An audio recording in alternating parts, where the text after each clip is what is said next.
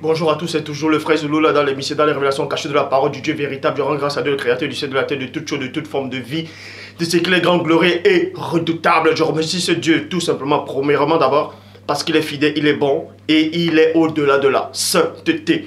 Et de ce qui vit aussi inexplicablement hors de toute réalité, comme je dis constamment dans mes vidéos. Donc aujourd'hui, par sa permission et par son esprit, c'est-à-dire l'esprit de Mundi Maloba que les apôtres authentiques ont reçu dans Jean 22, on va donner notre sorte d'enseignement, on va entrer dans les mystères cachés c'est-à-dire des révélations bibliques et du monde spirituel là. Bon. Et donc, on va parler de la séduction des prophètes par le chérubin jadis ouin, c'est-à-dire quand on va vous expliquer comment Satan opère, comment les esprits, les manifestations des esprits religieuses opèrent. On va même vous expliquer, vous donner la signification du chant, du coq qui a chanté quand Pierre, Képha, Pétro a régné le Christ 3 fois. On va vous expliquer ce que ce coq est en train de dire par son chant. Nous allons entrer dans les mystères de la révélation, parce qu'il est dit dans Proverbe 19 que le manque de science n'est bon pour personne. Et dans Proverbe 25 la gloire de Dieu est de cacher des choses et la gloire des rois est de sonder des choses. Et encore dans Deutéronome 29 que les choses cachées sont au Père et les choses révélées sont à vous, sont aux créatures, sont aux humains. Mais ce Dieu terrible et redoutable dit par son Esprit Saint dans Jérémie 33 demande-moi et je te relèverai des choses cachées, des choses que tu ne sais pas. Vous savez que plein de tous ceux qui sont autoproclamés, comme je le dis constamment, apôtres, révérends, bishops, maréchal, pasteurs qui n'ont aucune connaissance, aucune notion spirituelle, les biblistes, les archéologues, les scientifiques de ce monde, bref, toutes sortes de religions confondues, disent qui connaissent le Dieu véritable, mais personne ne connaît véritablement le Dieu véritable. Donc on va vous montrer durant cet enseignement-ci, par l'esprit de Mundi Maloba,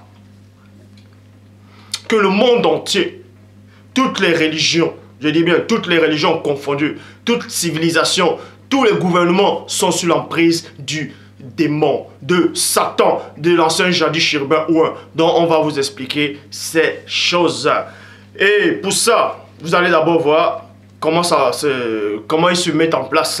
Dans 1 Roi, chapitre 22, au verset 19, dans la Bible seconde 21, il dit ceci. Michée, qui était prophète, Michée ajouta 2 points. Eh bien, écoutez donc la parole de l'Éternel. J'ai vu l'Éternel assis sur son trône et tous les corps célestes debout près de lui, à sa droite et à sa gauche. Point. On vous dit ici. Parce qu'on demandait à Michée de prophétiser des bonnes choses, comme les autres prophètes qui étaient là à cette époque. Et Michée a dit non, lui dira ce que le Seigneur lui dira. Et en plus, il dit qu'il a eu c'est-à-dire il a vu le Seigneur. Il dit qu'il a vu le Seigneur. Que le Seigneur, c'est-à-dire il dit qu'il a vu l'Éternel, que l'Éternel était assis. Et tous les corps célestes, c'est-à-dire l'armée céleste, les anges, les chérubins, archanges, trône, domination, autorité, les ophanimes, étaient à sa gauche et à sa droite. Voilà ce qu'il dit. Bible pastorale de Maret Sousa. Toute l'armée des cieux l'entourait à sa droite et à sa gauche. Dans la Bible Maretsu, on vous dit ici que toute l'armée entourait le Dieu véritable, c'est-à-dire entourait, il disait qu'il entourait l'Éternel, dont il était au milieu et toute l'armée l'entourait. Tradition David Martin, l'armée des cieux se tenait devant lui, à sa gauche et à sa droite. Mais dans la tradition Martin, on vous dit que ces anges, ces chérubins, ces archanges, trône, dignité, domination, autorité, ophanime, se tenaient debout en face de lui, devant lui, à sa gauche et à sa droite.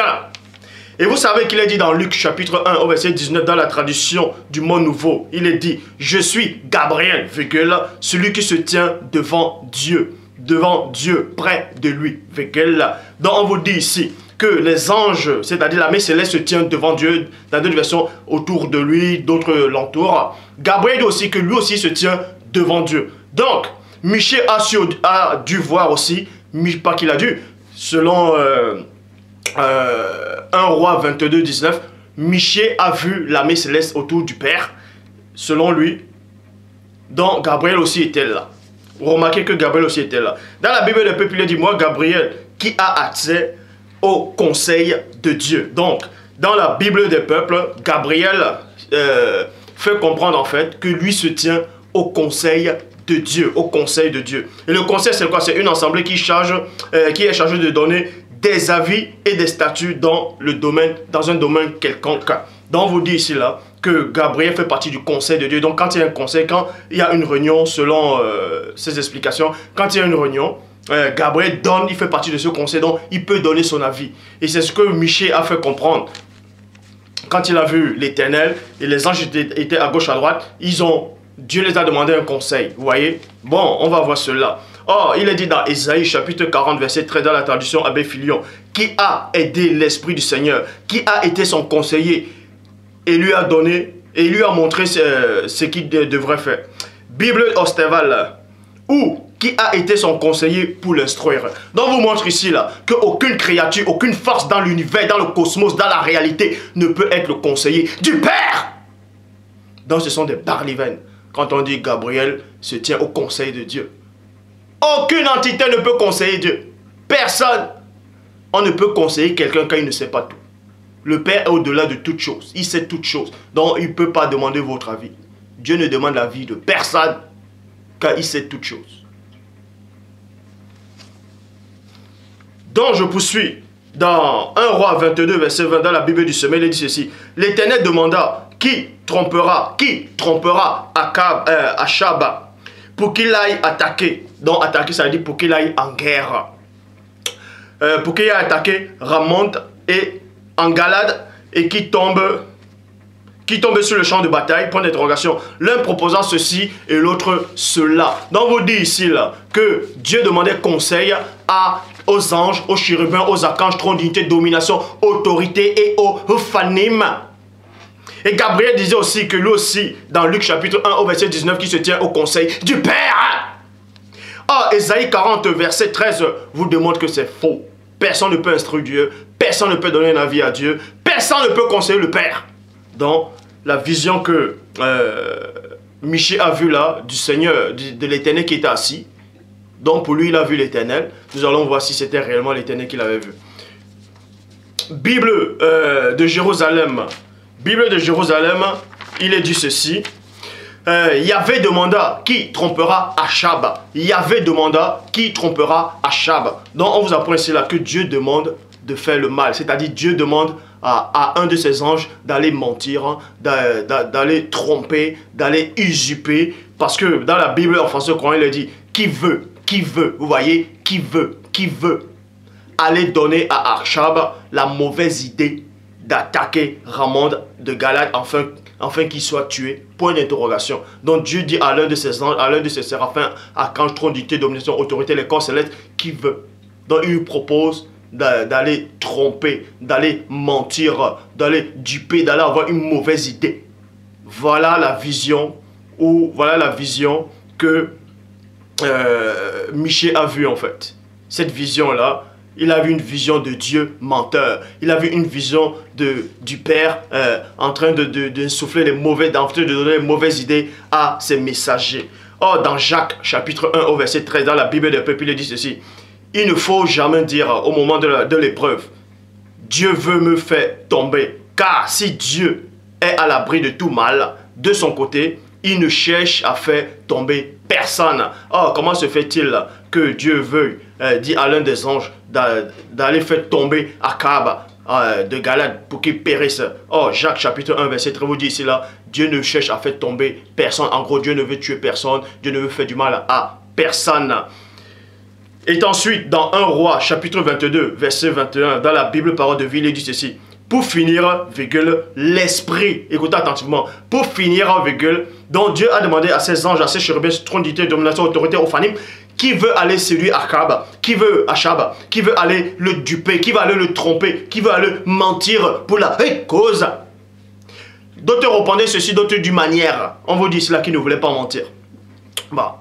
Donc, et il y a un esprit qui est venu se présenter au-devant d'eux. Voilà un esprit dans 1 Roi chapitre 20, de 2, verset 21, dans la Bible parole de vie. Pour finir, l'esprit, écoutez attentivement, l'esprit qui inspire les prophètes. L'esprit qui inspire les prophètes s'est présenté devant le Seigneur en disant 2 points. Moi, j'irai le persuader. Point. Le Seigneur a demandé comment. On vous apprend ici là que ce Dieu-là que Michel a vu dans une vision était limité. Parce que l'esprit qui alimente les prophètes, l'esprit qui inspire les prophètes, selon 1 Roi 22, verset 21, dans la Bible, parole de vie, a fait comprendre, soi-disant à Dieu, que lui va descendre, il va duper. Et Dieu dit, mais comment? Ça veut dire que ce Dieu-là était limité au temps et à l'espace. Parce qu'il ne pouvait pas voir ce que cet esprit-là, qui inspire les prophètes, devait faire. C'est pour ça que Dieu lui demande, mais comment tu vas faire? Donc, il lui pose la question. Il lui demande, mais comment tu vas faire? Explique-nous. Hein? Hé, Gabriel, toi si tu veux pas la réponse, comment il va faire? Oui, Archange, Michel, hé, comment tu vas faire? Non. Ça, c'est quelle vision? C'est quel Dieu qu'ils ont vu aussi? Donc, dans la Bible, en français courant, alors l'esprit, vous allez voir que c'est un E majuscule.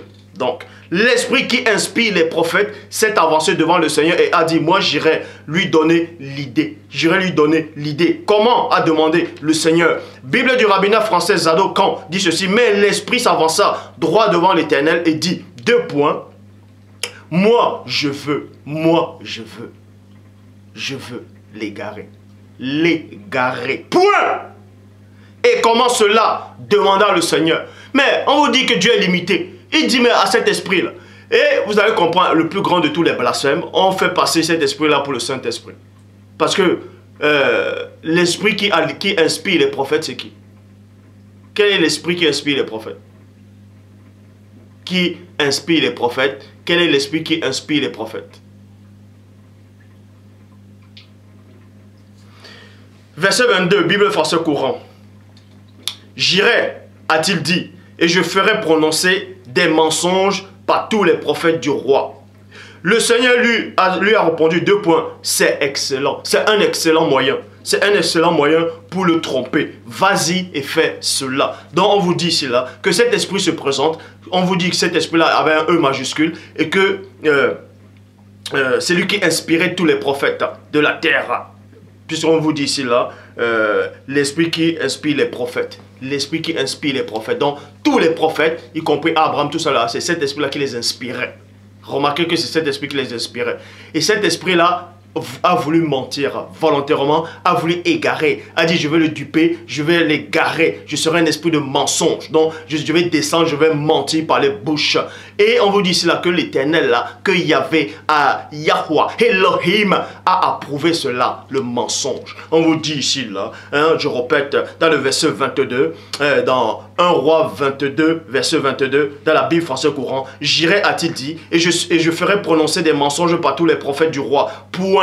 Le Seigneur lui a répondu, deux points, c'est un excellent moyen. C'est un excellent moyen pour le tromper, pour le tromper, pour le tromper. Vas-y et fais-en cela et fais cela. Donc Dieu prend plaisir au mensonge. En tout cas, le Dieu que Michée a vu dans 1 Roi 22, verset 22, prend plaisir au mensonge, prend plaisir à la tromperie. Prend plaisir à la tromperie. Bible, parole de vie. L'esprit des prophètes a répondu. Vous voyez, l'esprit des prophètes a répondu. Deux points. Je soufflerai des mensonges dans la bouche de tous les prophètes du roi. Le Seigneur lui a dit, deux points, c'est un bon moyen pour le persuader. Maintenant, vas-y, fais ce que tu as proposé. Fais ce que tu as proposé. Donc Dieu prend plaisir à ça. Or, dans Proverbe, chapitre 14, au verset 5, dans la Bible de la Colombe, je répète, Proverbe 14, 5, dans la Bible de la Colombe, à la Colombe plutôt, il est dit, le témoin fidèle ne ment pas. Le témoin fidèle ne ment pas. Or, on vous a montré, dans Proverbe, j'avais fait une des vidéos déjà une fois, par rapport à la puissance du Saint-Esprit, dans Proverbe 22, plutôt Proverbe 8, on vous dit ici là que c'est le Saint-Esprit en fait, c'est lui qui a assisté le Père. Quand il dit assister, Dieu s'est servi du Saint-Esprit pour créer toutes choses. Ce n'est pas sa divine puissance, c'était sa divine puissance. Il était le témoin, c'était le témoin. C'est-à-dire, Dieu créait toutes choses là par le Saint-Esprit. Donc, il était le témoin fidèle. On vous dit aussi dans l'Apocalypse que Christ aussi est le témoin fidèle. Mais le témoin de toutes ces choses-là, c'était le Saint-Esprit. Ça, j'avais déjà démontré cela. On vous dit dans Proverbe chapitre 14, verset 5, dans la Bible de la Colombe, à la Colombe, le témoin fidèle ne ment pas. Le témoin fidèle ne ment pas. Mais le faux témoin profère des mensonges. Vous voyez? Donc, celui qui dit la vérité ne peut être que de Dieu. Mais celui qui ment est du diable. Car le diable ment dès le commencement et quand il parle de son propre fond. Il ne se tient pas dans la vérité. Et comment se fait-il que l'esprit qui alimente les prophètes, l'esprit qui inspire les prophètes, avec un E majuscule, on vous dit qu'il arrive à mentir. Donc Dieu prend plaisir au mensonge. Or, dans Nombre 23, 19, il est dit, Dieu n'est point homme pour mentir, ni fils d'homme pour se repentir. Jean chapitre 8, verset 44, dans la Bible de peuple, il dit ceci. Vous appartenez à votre père, le diable, et vous cherchez à satisfaire les désirs de votre père. Depuis le commencement, il a été homicide. 2 points. C'est que la vérité n'était pas en lui, et il n'est pas...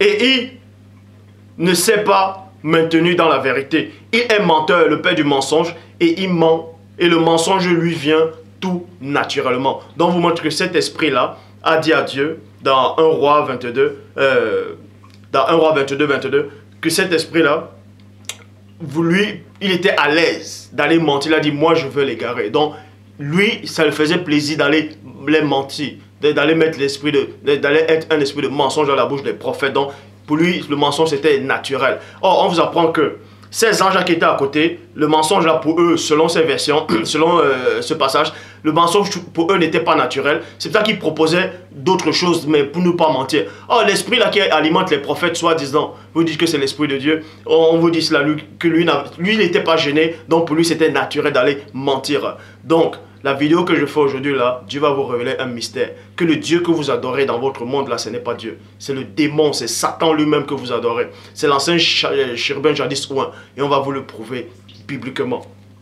Donc, il est menteur et le père du mensonge. Et le mensonge lui vient tout naturellement. 1 Roi 22, 22, tradition écuménique de la Bible. Il a répondu 2 points, j'irai. Et je serai un esprit de mensonge, un esprit de mensonge, vous voyez, dans la bouche de tous les prophètes. Point, le Seigneur lui a dit, tu le séduiras d'ailleurs, écoutez attentivement, d'ailleurs, tu en as le pouvoir. Va et fais-en ainsi. Dieu dit ici, va les séduire. Va mentir, j'approuve ta décision. J'aime ça, j'approuve. D'ailleurs, tu en as ce pouvoir. Tu as le pouvoir d'égarer tous les hommes de la terre. Tu as le pouvoir d'égarer tous les prophètes que tu veux. Tu as le pouvoir d'égarer toute vie sur la terre. Tu en as ce pouvoir. Vas-y et fais-en ainsi.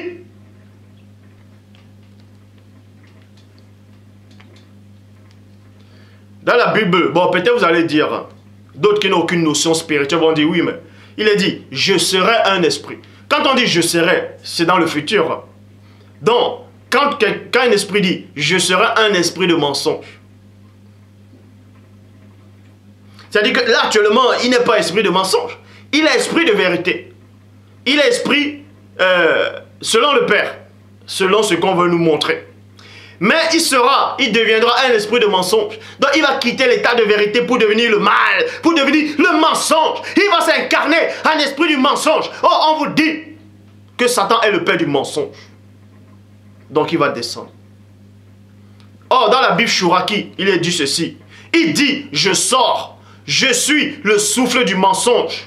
Donc je sors, virgule, je suis et non je serai. Mais je suis, il affirme le présent qu'il est réellement cet esprit-là. Il dit, je suis dans la Bible Chouraki. Il dit 2 points, je sors, virgule, je suis le souffle. Le souffle, c'est l'esprit. C'est pour ça que Christ a soufflé sur les apôtres. Il a dit, recevez l'esprit. C'est-à-dire, il souffla sur les apôtres. Hein? Dans Jean 20, 22, il a dit, recevez le Saint-Esprit. Il a soufflé sur eux. Bon.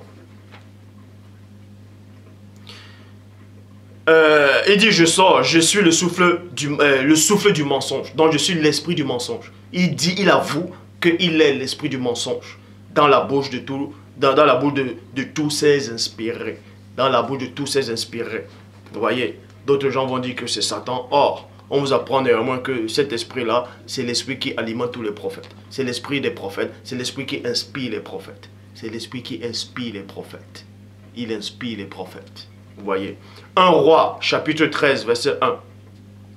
Donc, on vous montre maintenant.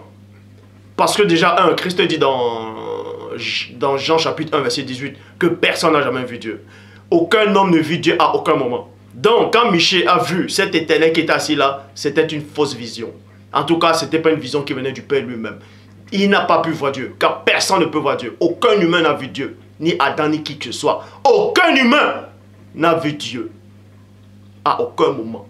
Que ce soit dans un songe, dans une vision ou dans un rêve. Personne n'a vu Dieu à aucun moment. Le Christ le dit. Donc, quand Gabriel Michel a vu cette vision, a vu l'Éternel assis et toute l'armée, les corps célestes à sa droite et à sa gauche, c'était pas Dieu qu'il avait vu. C'était pas Dieu qu'il avait vu. C'était un faux Dieu. Je le dis, je répète et je pèse mes mots. C'était pas Dieu. On ne peut pas le voir. Et on vous dit ici là maintenant que on a vu l'Éternel. Et on vous dit maintenant qu'il y avait d'autres anges qui étaient autour.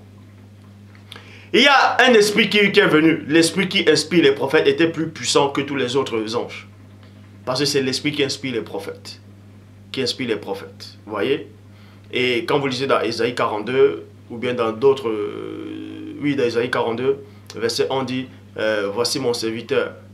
Voilà, que je soutiendrai, à qui je prends plaisir, tout ça. J'ai mis mon esprit en lui. Donc on vous dit que l'esprit qui alimente les prophètes, c'est l'esprit de Dieu. Et aucune créature ne peut être plus puissant que l'esprit de Dieu. Donc vous voyez le blasphème, vous voyez la manipulation mentale, intellectuelle et spirituelle. On vous a complètement dupé. Donc, il y a une entité qui se fait passer pour Dieu lui-même. Il y a aussi une autre entité qui se fait passer pour l'esprit de Dieu. Et il y a maintenant d'autres entités qui se font passer pour les anges de Dieu. Écoutez attentivement. Dans la vidéo qu'on d'entre vous donne aujourd'hui, vous n'avez jamais appris ça auparavant avec cette précision. Bon, cet esprit-là, on vous dit que cet esprit-là en a le pouvoir. Cet esprit a le pouvoir d'égarer la terre entière. Cet esprit-là a le pouvoir d'insuffler toutes sortes de mensonges aux prophètes. Et on va vous expliquer comment ils font. Bon. Dans 1 Roi 13, verset 1, il est dit quoi? Voici un homme de Dieu arriva de Juda à Bethel par la parole du Seigneur. Par la parole du Seigneur. Pendant que Jéroboam se tenait à l'autel pour brûler des parfums. Verset 2. Il cria contre l'autel par la parole du Seigneur. Et il dit, 2 points. L'autel, autel, ainsi parle le Seigneur, 2 points. Voici, il naîtra un fils à la maison de David. Son nom sera Josias plutôt. Il immolera sur toi les prêtres des hauts lieux qui brûlent sur toi des parfums et l'on brûlera sur toi des ossements d'âme. Et on brûlera sur toi des ossements d'âme. Vous voyez? Donc dans le verset 4 il est dit, lorsque le roi entendit la parole que l'homme de Dieu avait crié contre l'autel de Bethel, il avança la main dessus l'autel en disant, saisissez-le, et la main que Jéroboam avait étendue contre lui devint sèche et il ne put la ramener à soi. Donc on vous montre ici là, que ce prophète là est venu prononcer une complainte, il est venu annoncer une prophétie. Et ça a déplu au roi, ça a déstabilisé le roi dans ses entrailles. Et le roi s'est énervé, il a tendu sa main pour saisir ce prophète là, cet homme de Dieu. Et sa main a été paralysée, sa main a séché. On vous montre ici que ce prophète là avait une puissance extraordinaire. Personne ne pouvait le toucher. Il avait un aura, il avait des entités qui le protégeaient, il avait une force incroyable, une puissance spirituelle qui a freiné ce roi direct.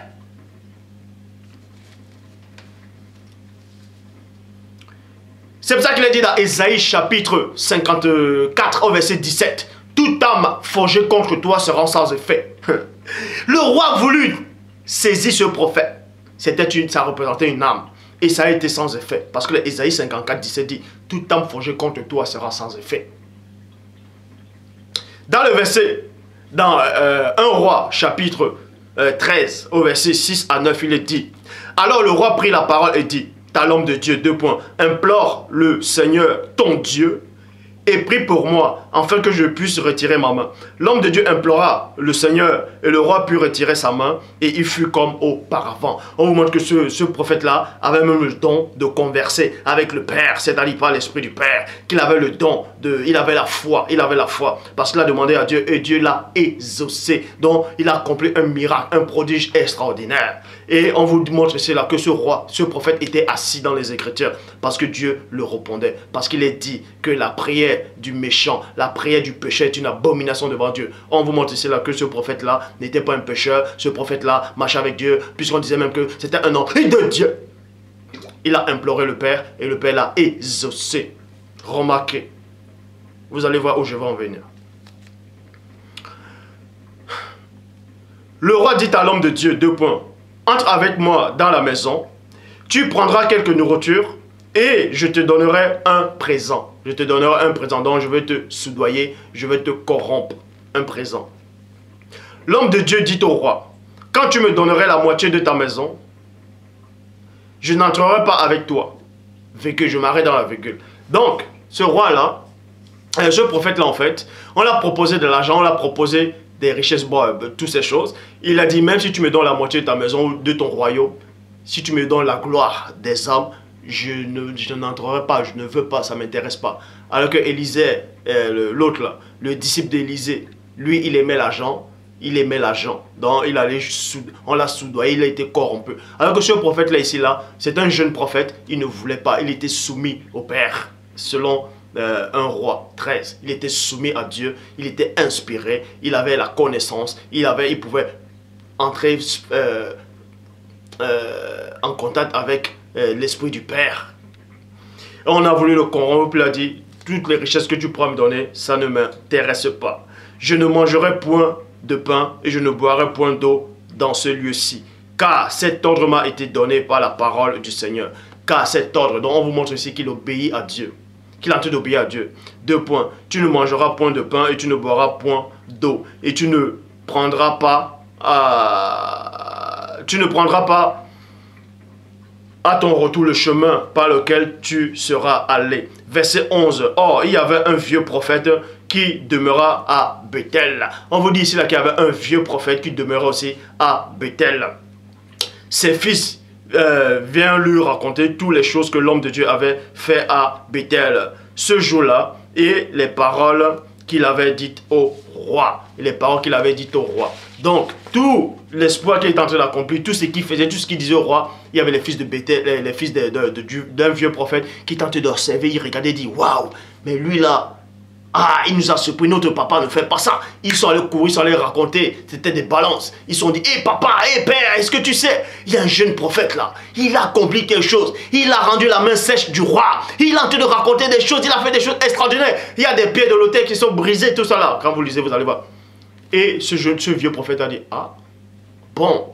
Lorsque eut fait le récit à les pères, verset 12, il est dit 2 points. Par quel chemin s'est-il allé? Les fils avaient vu par quel chemin il était allé l'homme de Dieu. Vous voyez? Qui était venu à Juda. Verset 18, il lui dit, moi aussi je suis... Dans le verset 18, il dit avant ça, il dit à ses fils, il faut sceller mon âme, l'âne plutôt, il va aller le rejoindre, tout ça, il allait le rejoindre. Quand le vieux prophète a vu le jeune prophète, il a dit, c'est toi le jeune prophète là qui est venu, tout ça là. Vous voyez? Il a dit, oui, c'est moi, tout ça là. Il a dit, bon, vas-y, viens, entre chez moi, je vais te donner à manger, à boire. Et dans le verset 18, il dit, et il lui dit, moi aussi, je suis prophète comme toi. Et un ange m'a parlé de la part du Seigneur, il m'a dit, 2 points, ramène-le avec toi dans la maison, et qui mange du pain et qui boive de l'eau. Point, il lui mentait. Point. Donc on vous montre ici là, que vous pouvez, soi-disant, je dis bien soi-disant, ressentir que vous marchez avec Dieu. Mais, remarquez qu'il est dit dans 1 Roi 22, que cet esprit-là qui alimente les prophètes, qui inspire les prophètes, a le pouvoir d'égarer qui il veut. On vous montre maintenant que l'esprit-là va passer par ce vieux prophète pour séduire cet homme de Dieu, pour séduire ce jeune prophète-là. Ce jeune prophète a résisté à plusieurs tentations, à plusieurs épreuves. Il a résisté à la gloire, à l'argent, à la richesse, au royaume de la terre. Il a résisté au présent du roi. Il a résisté aux compliments, à toutes ces choses. Mais l'ancien jadis chérubin Ouin il a vu que même si tu résistes aux richesses, moi je sais comment je vais te duper. Car c'est moi qui inspire les prophètes. J'inspire les prophètes. Et on vous dit ici là, Christ vous dit que celui qui vient d'en haut est au-dessus de tout ce qui est en bas. Est-ce que vous comprenez? Donc la Saint Jadis Chérubin 1, il sait comment piéger chacun de vous. Il connaît vos péchés mignons. Il connaît la porte d'entrée. Il vous connaît par cœur. Il connaît qui est qui. Il sait comment piéger chacun. Et on va vous montrer, même depuis les patriarches, comment ils ont péché. On va vous montrer. Donc, et Satan maintenant, là, cet esprit-là, va passer par ce vieux prophète pour le faire mentir. Parce qu'un homme de Dieu ne ment pas. Car Dieu ne peut pas mentir. Nombre 23, 19. Dieu n'est point homme pour mentir, ni fils d'homme pour se repentir. Et celui qui ment est du Dieu. Celui qui ment, c'est le diable. Il est le père du mensonge. Et Christ dit dans Apocalypse 22, dehors les menteurs et quiconque aime et pratique le mensonge. Donc, voilà, dans le verset 18, il est dit, voilà, je suis un prophète comme toi, l'ange de Dieu m'a apparu, un ange de Dieu m'a apparu, tout ça là. C'est quel ange de Dieu qui l'a apparu?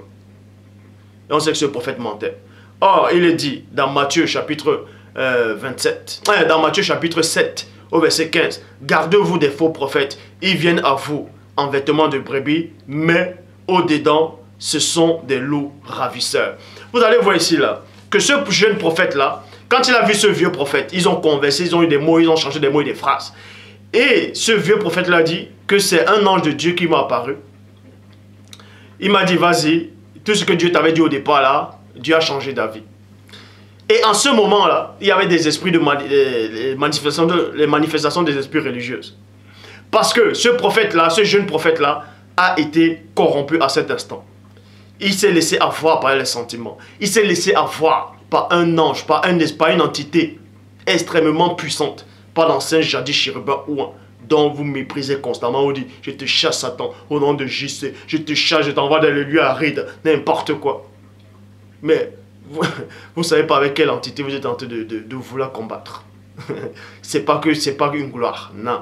C'est pas qu'on le glorifie, non. C'est qu'il faut savoir qui est qui. Il faut savoir qui est qui.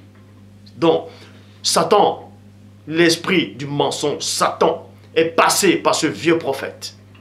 Il est devenu esprit, il était esprit de mensonge dans la bouche de ce prophète. Il a dupé ce jeune prophète. Il a dit, donc vous allez voir ici là, que pendant cette conversation, l'esprit là, en fait, l'esprit qui a séduit Ève dans le jardin d'Éden, en ce temps, Ève n'avait pas l'esprit de discernement.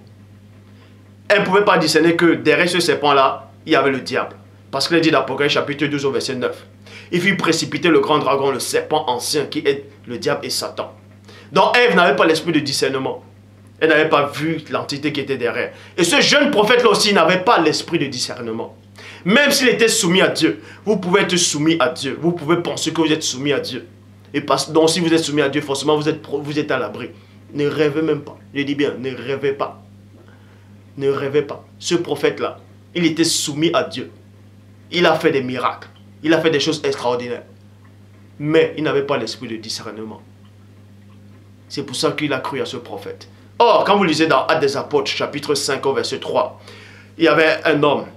Ils ont vendu les terrains, tout ça là. Ils ont gardé la moitié de l'argent. Et des faux pasteurs qui n'ont aucune connaissance disent que ouais, c'est la dîme. C'est la dîme, c'est pas ça la dîme.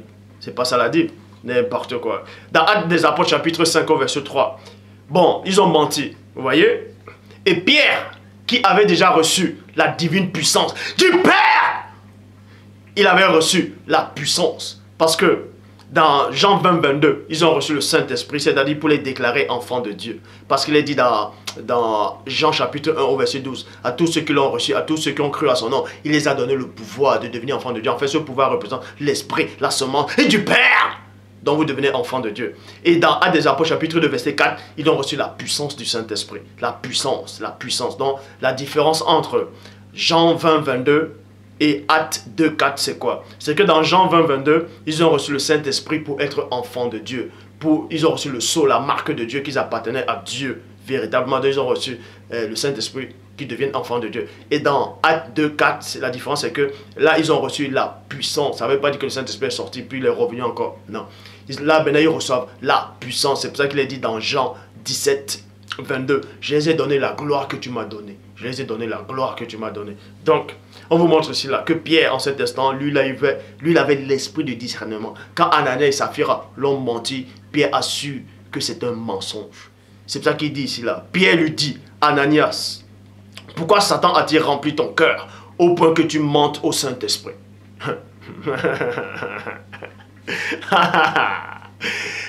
Dieu! Au point que tu mentes au Saint-Esprit et que tu aies retenu la moitié, la partie du prix du champ. Point d'interrogation. Point d'interrogation. C'est pour vous dire, vous pouvez avoir une puissance devant Dieu. C'est-à-dire, vous pouvez accomplir des miracles, faire bref, des choses extraordinaires et ne pas avoir l'esprit de discernement. pendant l'épreuve. Parce que Satan sait comment il va soudoyer chacun. Satan, il sait comment vous avoir. Il sait comment vous duper.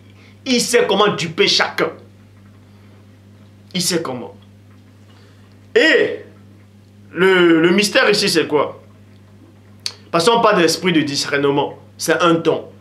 Dans 1 Corinthiens, chapitre 12 au verset 10. Dans 1 Corinthiens, chapitre 12, parmi les dons spirituels, il y a l'esprit de discernement. Donc ce Saint-Esprit de Dieu qui est en toi, qui te donne la capacité de voir à travers la personne qui est en face de toi, de voir l'entité qui est derrière. C'est l'esprit de discernement. Et d'autres disent qu'ils ont l'esprit de discernement et pourtant ils sont toujours dans le mensonge, dans le mal, dans la tromperie, dans les mauvaises pensées. Et ils disent que les gens ont l'esprit de discernement. C'est complètement faux. Bon. Et cet homme de Dieu là, ce jeune prophète là qui s'est laissé séduire, il n'avait pas pleinement l'esprit de Dieu en lui. Il n'avait pas l'esprit de discernement. C'est pour ça qu'il s'est laissé séduire. Donc Satan l'a dupé. Or, dans Matthieu chapitre 26 au verset 74, dans la Bible du semeur, on vous apprend que, vous allez voir comment Satan arrive à opérer en fait. Vous pouvez avoir l'esprit de discernement et ne pas avoir un esprit de pardon. Je vais vous expliquer ces choses, comment ça se passe. Pierre, dans Actes 5, verset 3, il a vu que Ananias et Saphira ont menti au Saint-Esprit.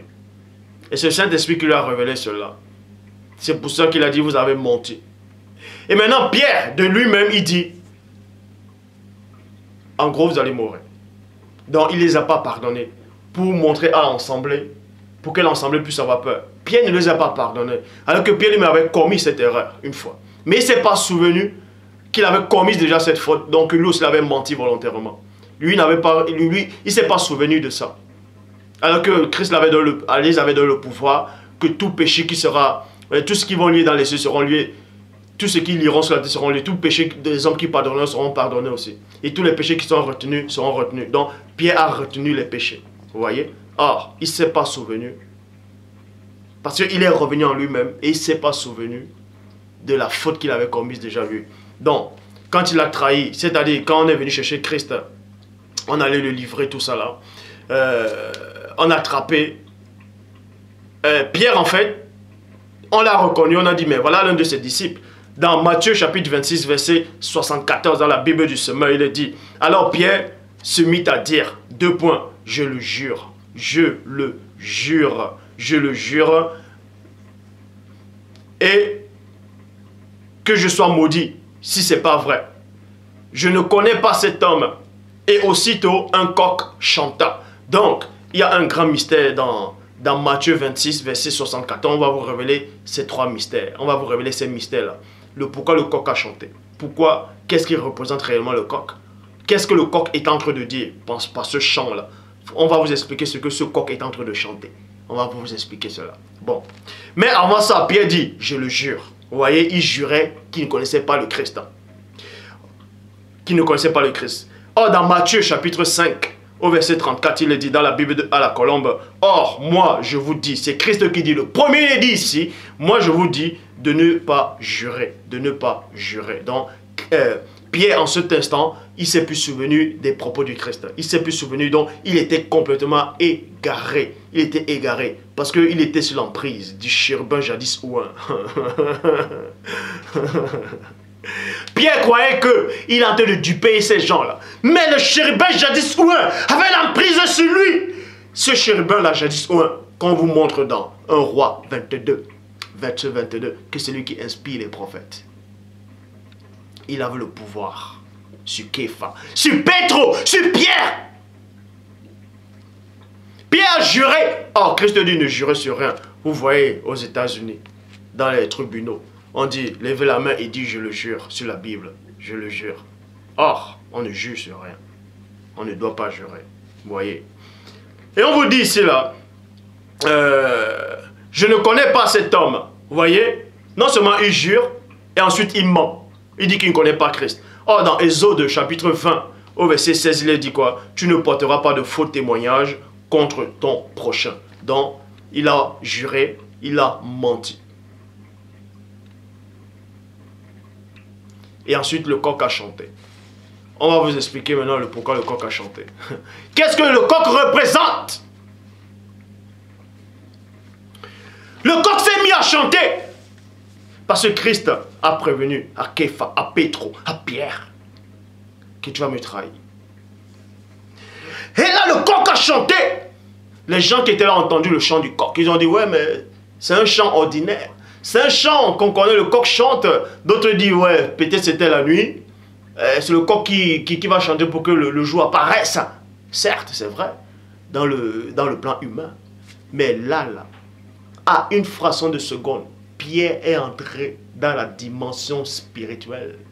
On va vous expliquer. En quelques fractions de seconde, il est entré. Il était dans un état second. Il était dans la dimension physique, astrale et spirituelle. C'est pour ça que le coq est en train de chanter. Et voici ce que le coq disait. Ésaïe chapitre 40 au verset 31 dans la tradition de Génoson et Darby. Mais ceux qui s'attendent à l'Éternel renouvellent les forces. Ils s'élèveront avec des ailes, virgule. Je m'arrête dans la virgule, j'entre en profondeur. Képha, Pétro et Pierre, il est en train de mentir. Il a juré, il s'est maudit. Dans d'autres versions, il a dit qu'il soit maudit s'il est en train de mentir. Oh, Christ ne dit pas tes paroles, tu seras justifié, pas tes paroles, tu seras condamné. Donc, l'ancien jardin chérubin ouin, il est en train d'enfoncer Pierre, il est en train d'enfoncer Képha, il est en train d'enfoncer Pétro. Et les anges, les messagers de la mort étaient là. Pierre appartenait déjà à l'ancien jardin chérubin ouin. Il a dit, toi, je vais t'écraser. Et le coq a apparu. Le coq s'est mis à chanter, a donné une complainte. Et Pierre a entendu la signification du chant du coq. Et le coq dit ici, là, ceux qui s'attendent à l'Éternel renouvellent les forces. Et Pierre a entendu ce que ce coq est en train de dire. Ils s'élèveront avec des ailes. Parce que le coq aussi a des ailes. Et il dit à Pierre, oh, qu'est-ce que tu fais là? Oh, regarde, j'ai des ailes. Confie-toi au Père et tu auras aussi des ailes. Comme des aigles, ils courent et ne se fatiguent pas. Ils marchent et ne se lasseront pas. C'est pour ça qu'il est dit dans Job 38 au verset 36, dans la Bible en français courant, qui a fait de l'Iblis l'oiseau plein de sagesse. Point d'interrogation. Qui a donné le coq? Qui a donné au coq l'art du discernement? Point d'interrogation. Traduction Abbé Filion. Qui a mis la sagesse dans le cœur de l'homme? Point d'interrogation, virgule. Ou qui a donné au coq l'intelligence? Traduction Génoson Darby. Qui a mis la sagesse dans les reins? Ou qui a donné l'intelligence à l'esprit? Donc, on a remplacé le coq par l'esprit. Est-ce que vous comprenez? Le coq, dans la dimension physique, c'était quelque chose qui était fait de chair, de sang et d'os. Mais, dans la traduction Abbé Filion, on vous dit que c'est un coq que Dieu donne l'intelligence. Ah, dans la tradition de Génoson Darby, on remplace le coq par l'esprit. Donc, on entre dans la dimension spirituelle. Képha, Pétro, Pierre a vu le coq autrement. C'est un esprit qui est apparu à la place du coq. Donc derrière ce coq-là, il y avait un messager du Père que le Père a envoyé. Parce que Christ avait dit auparavant à Pétro, à Pierre, à Képha, que Satan, l'ancien jardin chérubin ouin, t'a réclamé. Mais j'ai prié pour toi, pour que ta foi ne défaille point. C'est pour honorer la parole du Christ que ce coq est venu, que ce messager est venu en tant que coq. Que cet esprit-là a pris la forme, l'apparence de ce coq. Il a dit, Pierre, Képha, humain, confie-toi au Père. Qu'est-ce que tu fais? Viens, Dieu, renouvelle tes forces. Il va te donner la puissance de l'aigle.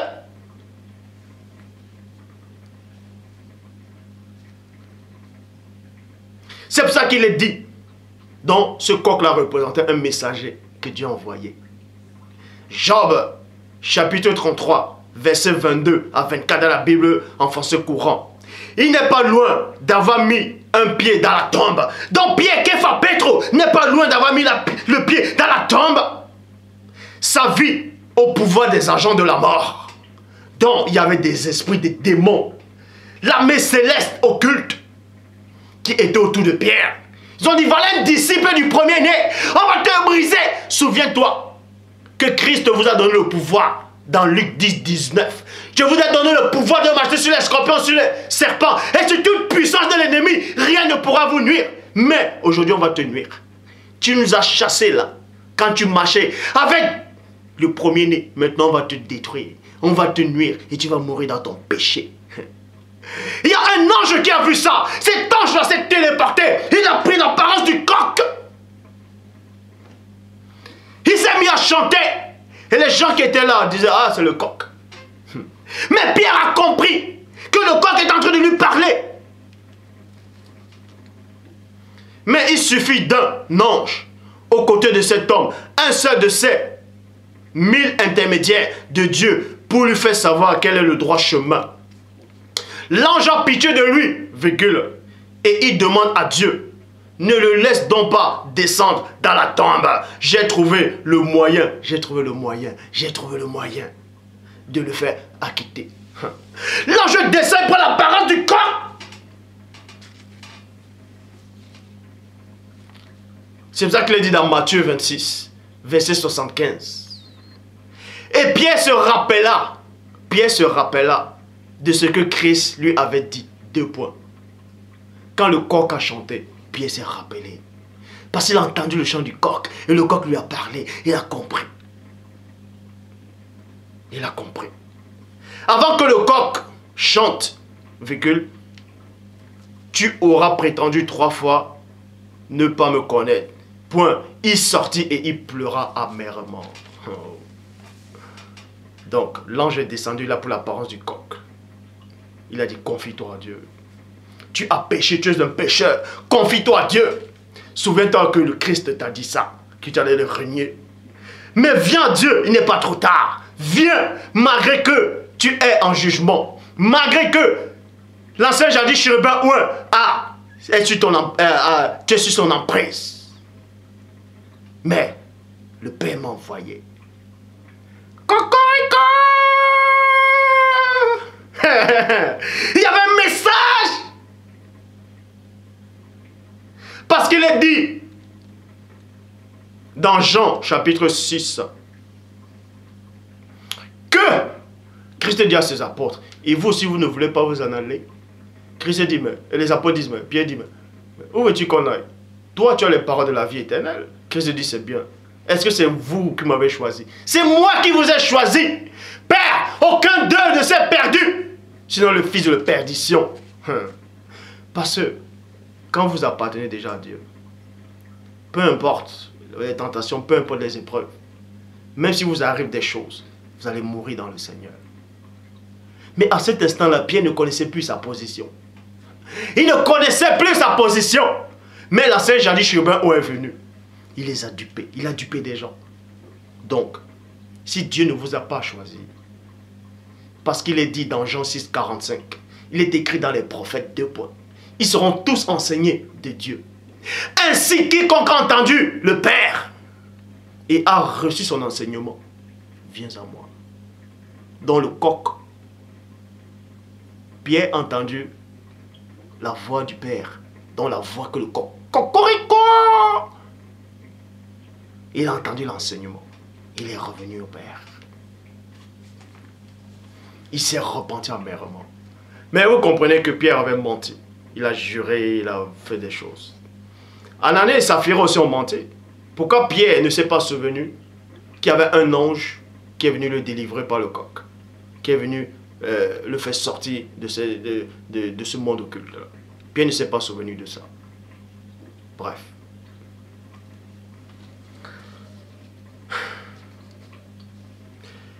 Donc, pour ça, je vais dans Matthieu 16, verset 15 à 17.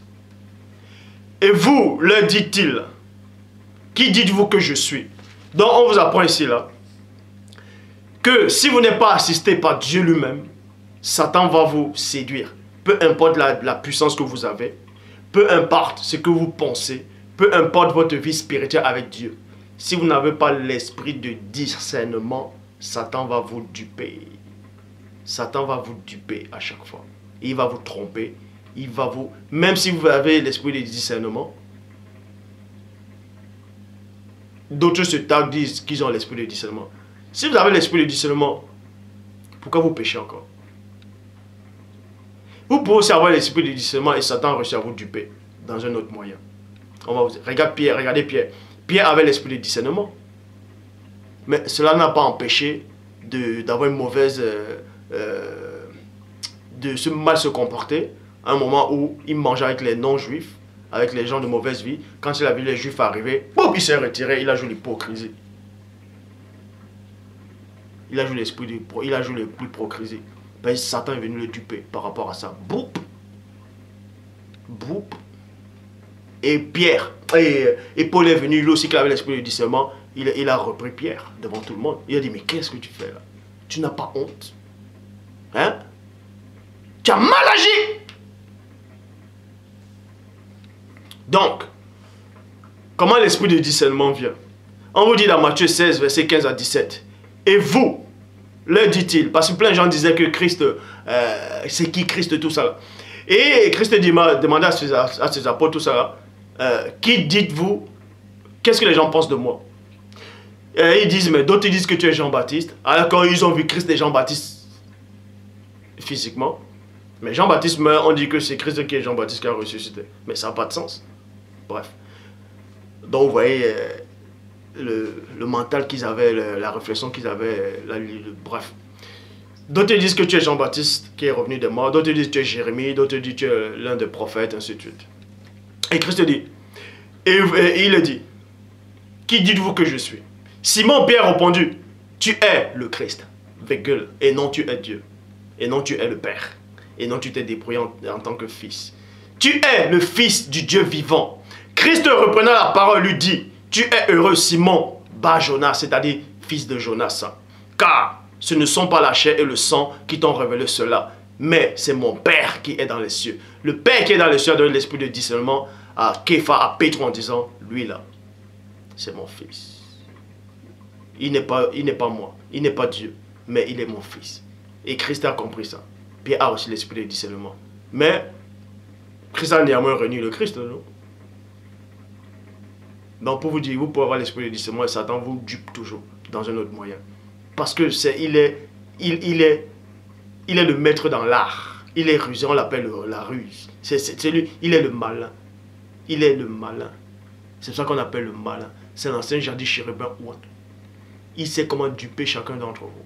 Donc, tous ceux qui pensent être debout, là, tous ceux qui pensent qu'ils sont en train de servir le Dieu véritable, Satan vous a tous dupé. Il vous a tous dupé. Quand il a dupé les pierres qui ont marché avec Christ, qui ont accompli des miracles, des prodiges, qui ont vu le Christ, qui l'ont touché, il a réussi à les duper. Même pendant le souper, Satan est entré dans Judas, dans la présence du Christ.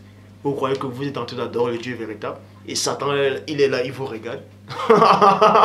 Il vous a tous dupé par ce nom de JC là. Il vous a bien dupé. Il vous a dupé par la dîme. Il vous a dupé par le baptême d'eau. Il vous a dupé par toutes ces choses-là. Il vous a tous dupé. Et vous êtes en train de l'adorer. Personne n'adore Dieu. Personne ici dans ce monde ne connaît le Dieu véritable. Personne n'a jamais eu une vision dans le plan spirituel.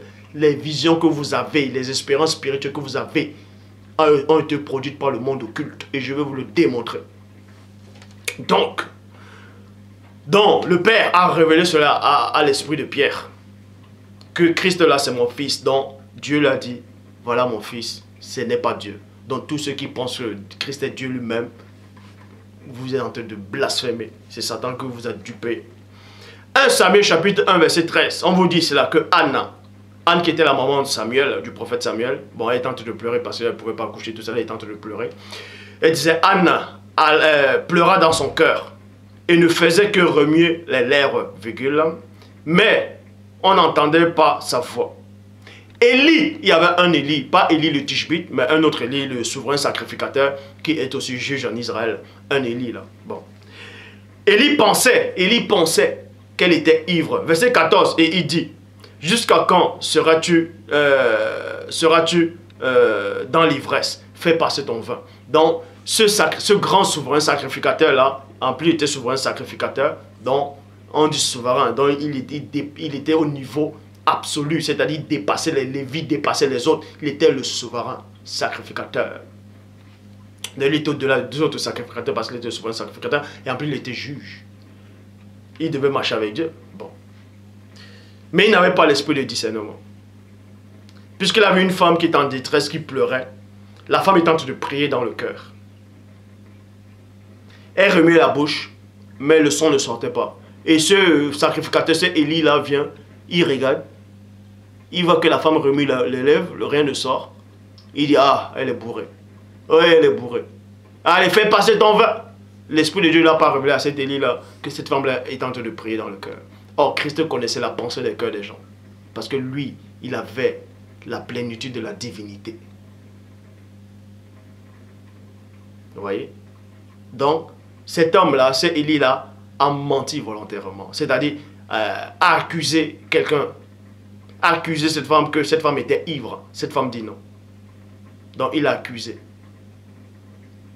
Parce qu'il n'avait pas l'esprit de discernement. Vous voyez que Satan a reçu toujours à les duper.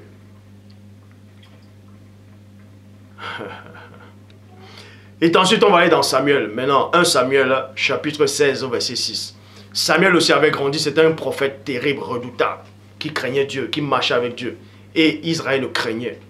Israël craignait Samuel. Samuel, c'était un bon prophète. Mais, lui aussi, à un moment donné, il n'a pas eu l'esprit de discernement. À un moment donné. Parce que Dieu l'a envoyé dans une maison pour aller chercher le nouveau roi qui devait remplacer Saül. Et il est arrivé. Quand il a vu le grand frère de David, il était bien bâti, tout ça là. Voilà ce qu'il dit dans 1 Samuel 16, verset 6. Lorsqu'il entrait, il se dit, en voyant Eliab, certainement loin du Seigneur est ici, devant lui. Vous voyez? Donc il a vu cet homme-là, il a vu, il avait une belle apparence, il a dit, ah, c'est lui que Dieu a choisi. Il a dit, c'est lui que Dieu a choisi. Parce qu'il a regardé physiquement. Donc, là, il n'a pas eu l'esprit de discernement que Dieu n'avait pas choisi cet homme-là. C'est pour ça que l'esprit de Dieu l'a repris en disant, dans le verset 7, « Et le Seigneur dit à Samuel, ne prends point garde à l'apparence et à la hauteur de sa taille, car je l'ai rejeté. Le Seigneur ne considère pas ce que l'homme considère. L'homme regarde à ce qui frappe les yeux. L'âme livrée à lui-même regarde ce qui frappe les yeux, mais le Seigneur regarde au cœur. » Vous voyez, l'homme regarde à ce qui frappe les yeux. Alors que cet homme était prophète. Mais il a jugé par l'apparence. Parce qu'il n'a pas eu l'esprit de discernement. 2 Samuel 24, verset 1. On vous dit ici là, que la colère de l'Éternel s'enflamma de nouveau contre Israël. Et il cita David contre eux. En disant, va faire le dénombrement d'Israël et de Juda. On vous dit que Dieu a incité David à faire le dénombrement. Donc Dieu l'a poussé à faire quelque chose. Vous voyez? Et David aussi ne pouvait pas résister, il allait faire le dénombrement. Or, dans 1 Chronique 21, verset 1, il est dit, Satan se leva contre Israël et il cita David à faire le dénombrement d'Israël. À faire le dénombrement d'Israël. Verset 2, et David dit à Joab et au chef du peuple, 2 points, allez, faites le dénombrement d'Israël depuis Beersheba jusqu'à Dan et rapportez-le-moi. Afin que je sache à combien il s'élève. Verset 7. Cet ordre de plus à Dieu qui frappa Israël. Donc on vous dit cela. Premièrement, dans 2 Samuel 24, verset 1, que Dieu a donné l'ordre à David de faire le dénombrement. Et David fait le dénombrement. On dit que cet ordre que David a donné à ses gens a déplu à Dieu. Comment Dieu vous dit de faire quelque chose et quand vous faites la chose, il se fâche encore. Mais ça n'a pas de sens. Et on vous révèle en fait que c'était même pas Dieu, c'était Satan lui-même qui était derrière. Donc cette entité-là, Satan, là, c'est jadis chérubin, s'est introduit là pour la place de Dieu. Et les patriarches, en tout cas plein de gens, même jusqu'à présent, tous ceux-là qui sont dans les assemblées, peu importe vos religions, ce n'est pas Dieu que vous adorez. Satan a pris la place. Il a pris la place. Et la preuve, on le voit. On voit la violence, le meurtre, la barbarie, les insultes, les mauvaises pensées, les injures, mentir. Même si vous mentez en rigolant, vous n'avez pas le Saint-Esprit. Je le dis. Vous mentez en rigolant, vous n'avez pas l'Esprit de Dieu. Vous avez des mauvaises pensées, vous n'avez pas l'Esprit de Dieu. Quand vous aurez l'Esprit de Dieu, vous allez savoir que vous avez l'Esprit de Dieu. Quand vous allez avoir la... Oh, je sais de quoi je parle. Donc faites attention quand vous dites que Dieu m'a envoyé, Dieu m'a dit, Dieu m'a mis à cœur. Si vous entendez... La parole le dit. Dans Jean 6, 45. Ils seront tous enseignés de Dieu. Ainsi, quiconque a entendu la voix du Père et a reçu son enseignement, viens à moi. Ça veut dire quoi? Vous venez à la vérité et cette vérité vous libère complètement. Je dis bien complètement. Tant que vous avez encore des mauvaises pensées, tant que vous mentez encore, que ce soit volontairement, vous mentez pour une facture, vous mentez pour des papiers, bref, vous mentez pour la carte orange, vous mentez pour un emploi, vous mentez, peu importe le mensonge. Ça va vous paraître, non c'est bien, c'est pour avoir un appartement, vous faites des faux fiches de paye, vous faites des mariages blancs, vous voulez faire venir votre femme ou votre frère, peu importe, en France, vous usez du mensonge, des faux papiers, vous donnez les papiers d'une autre personne pour travailler. C'est l'usurpation, c'est un mensonge. Et les mêmes personnes sont là, oh Dieu, oh JC m'a sauvé, oh JC sont là, ils lisent la Bible. C'est un mensonge. Le mensonge, c'est le mensonge. Apocalypse 22, dehors les menteurs. Et quiconque aime et pratique le mensonge, c'est la fraude. C'est la fraude. Peu importe le mensonge, c'est la fraude.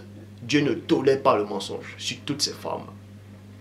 L'Esprit de Dieu ne tolère pas le mensonge sur toutes ses formes. Peu importe votre raisonnement. Peu importe votre raisonnement. Vous venez en Europe, un peu partout, vous dites non. Vous dites que vous venez pour une société, vous dites que vous venez en colonie de vacances, vous dites que vous venez pour tel truc, alors que vous savez que c'est pas pour ça. Vous venez, après vous allez vous débrouiller, c'est un mensonge.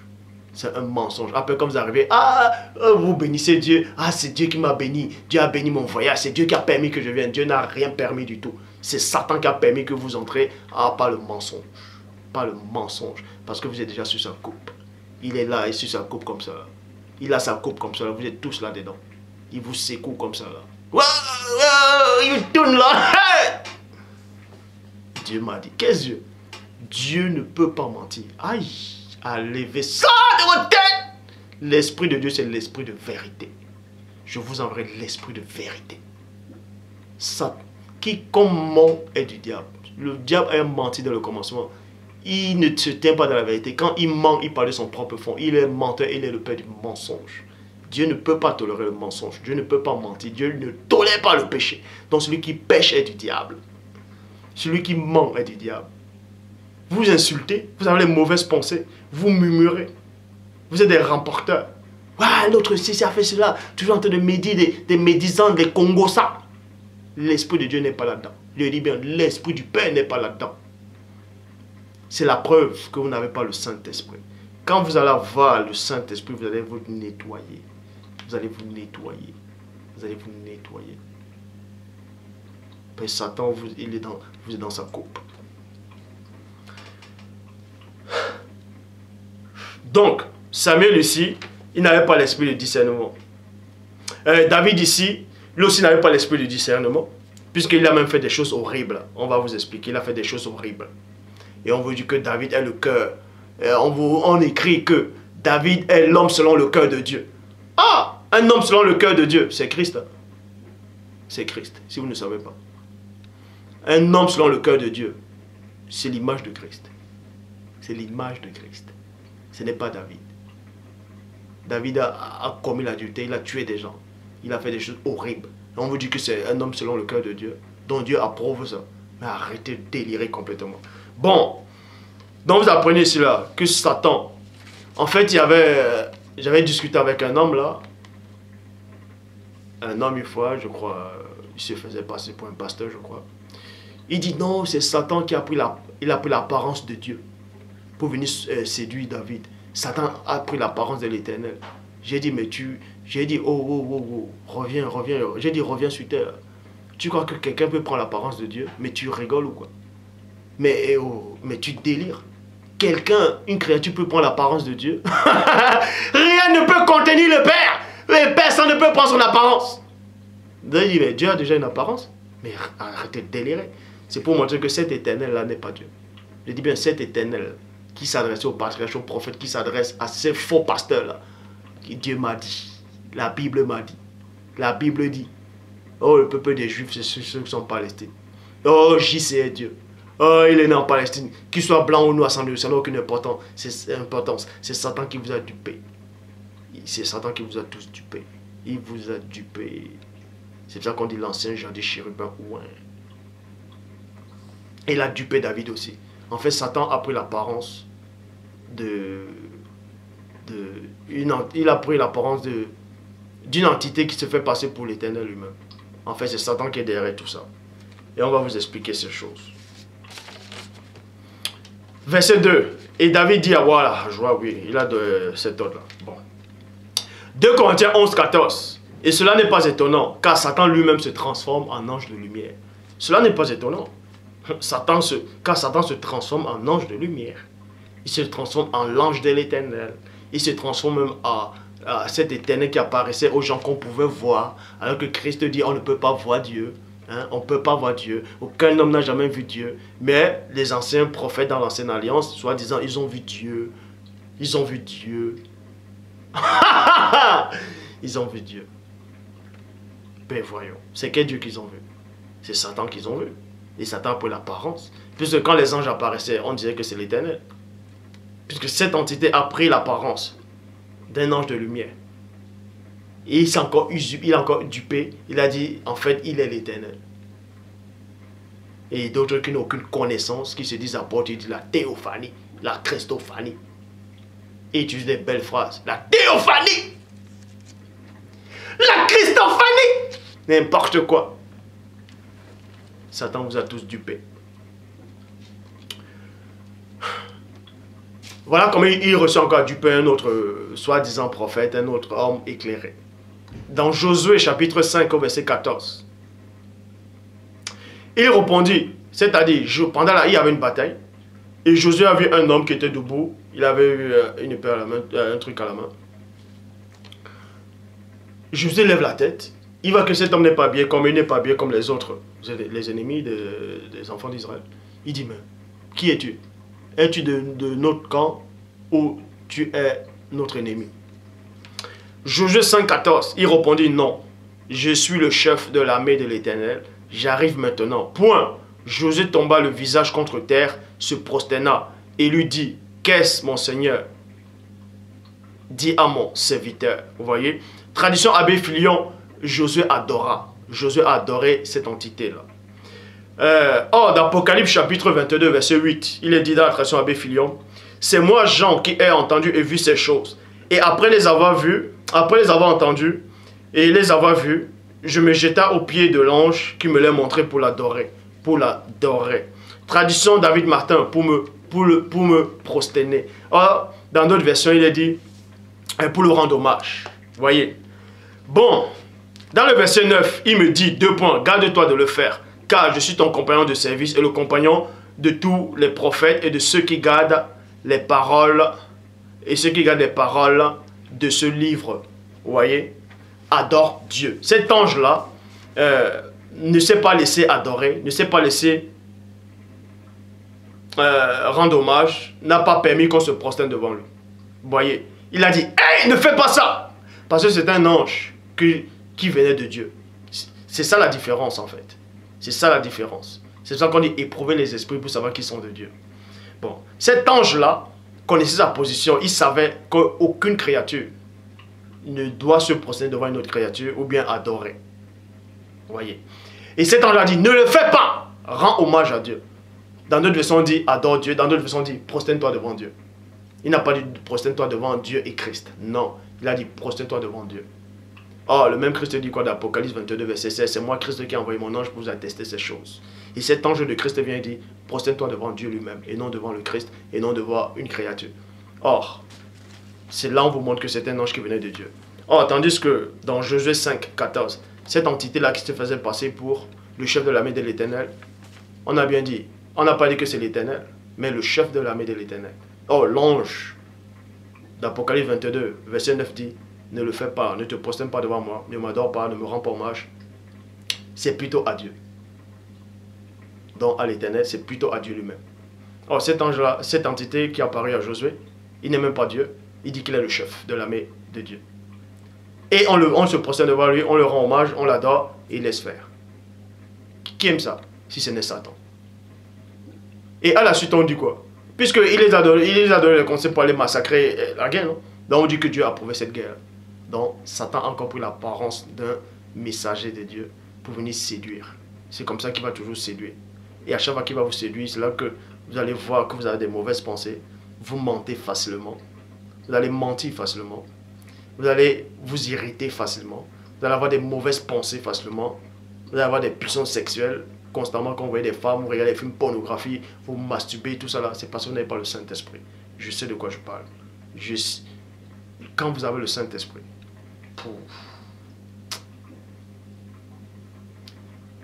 puisqu'on vous dit, celui qui est en Christ est une nouvelle créature.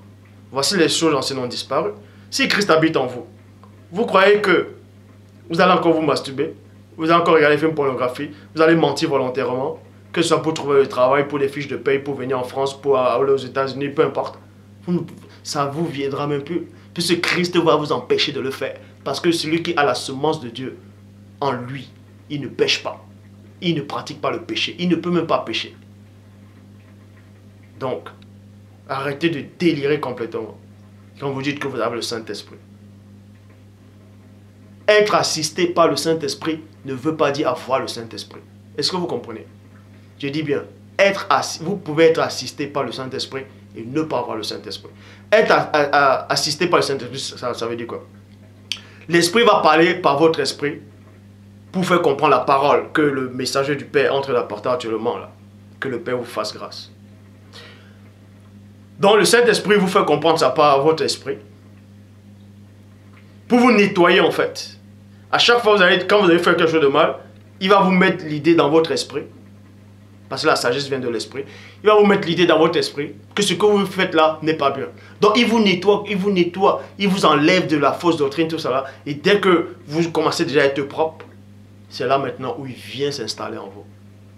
Le Saint-Esprit ne vient pas s'installer où c'est sale. C'est pas possible. Ce n'est pas possible.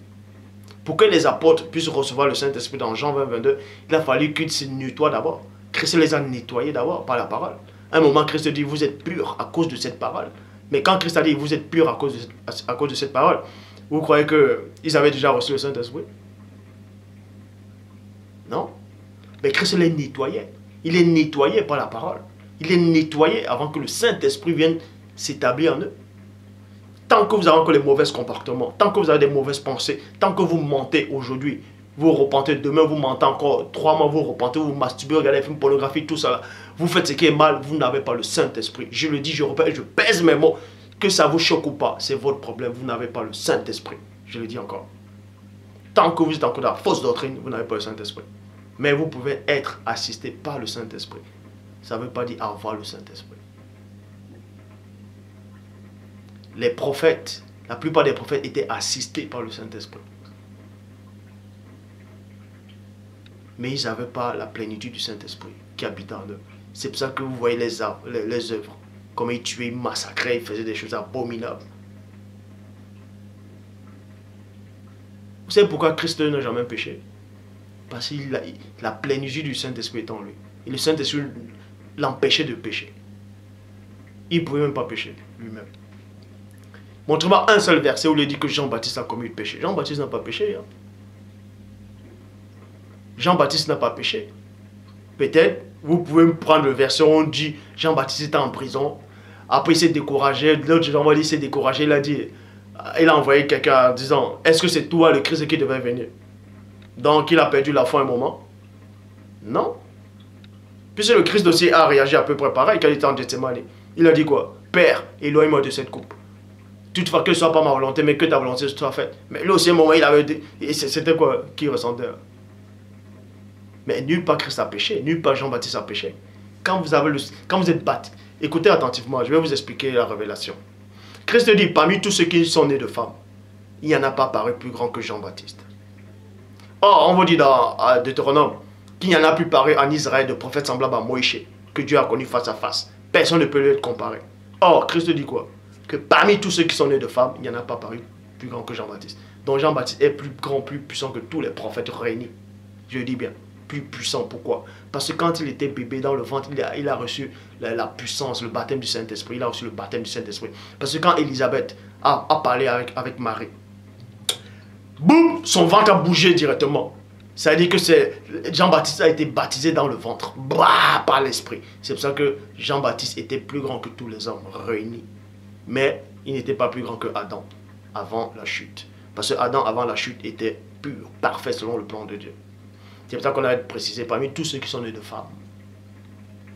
De femmes. Adam n'est pas né de femme. Bon. Quand on dit parmi tous ceux qui sont nés de femmes, vous allez comprendre que de femmes avec l'union avec l'homme. C'est l'union avec l'homme. C'est pas parce qu'on dit de femme. Christ est né de femme aussi sur la terre, non? Est-ce que Jean était plus grand que lui? Donc, quand Christ dit ça, quand il dit parmi tous ceux qui sont nés de femmes, c'est de femmes avec l'union avec l'homme. Bon. Et ensuite on vous dit, cependant le plus petit dans le royaume des cieux est plus grand que Jean-Baptiste. Ça veut dire quoi? Ça veut dire que le plus petit des anges dans le royaume de Dieu est plus grand que Jean-Baptiste. Parce que celui qui est en haut est au-dessus de celui qui est en bas. Donc, enlevez de la tête une bonne fois pour toutes les faux enseignements des faux pasteurs qui vous disent que à la fin du temps, vous serez plus grand que des anges. Vous n'avez jamais été plus grand que les anges. Vous n'êtes pas plus grand que les anges de Dieu. Et vous ne serez jamais plus grand que les anges de Dieu. Ça n'existe pas. L'ange de Dieu, peu importe le plus petit des anges de Dieu, sera toujours supérieur à vous jusqu'à la fin des temps. Jusqu'à la fin des temps. Il sera supérieur à vous. Car ils sont de purs esprits. Donc, Jean-Baptiste ne pouvait pas pécher parce qu'il avait la semence de Dieu en lui. Il était né de la semence de Dieu. Il était né de la semence de Dieu. Il ne pouvait pas pratiquer le péché. De même que Christ aussi ne pouvait pas pratiquer le péché parce qu'il était né de la semence de Dieu. Or, les autres prophètes n'étaient pas nés de la semence de Dieu, la plupart en tout cas. Bon.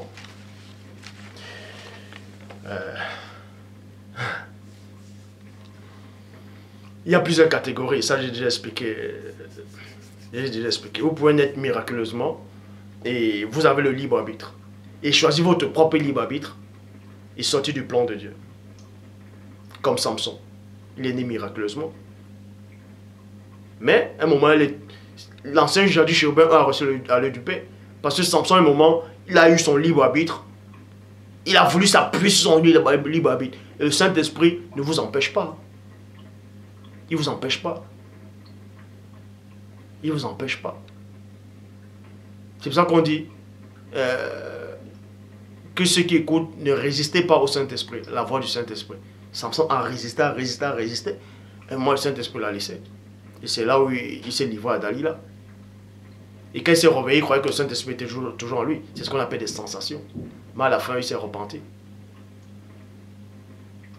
Donc pour vous expliquer que si vous n'êtes pas né du Saint-Esprit, c'est-à-dire si vous n'avez pas reçu le baptême du Saint-Esprit, si vous n'êtes pas né miraculeusement, si vous n'êtes pas enfant de Dieu dans la totalité, Satan aura toujours le pouvoir sur vous. C'est ça la parabole de l'ivraie. Bon. Cet ange-là n'a pas adoré. Vous voyez. Cet ange-là que Christ a envoyé a refusé qu'on l'adore, alors que l'autre a accepté cela. Or, vous savez que Satan dit à Christ, prosterne-toi devant moi et adore-moi. Dans une version, on dit, prosterne-toi devant moi et rends-moi hommage, tout ça là.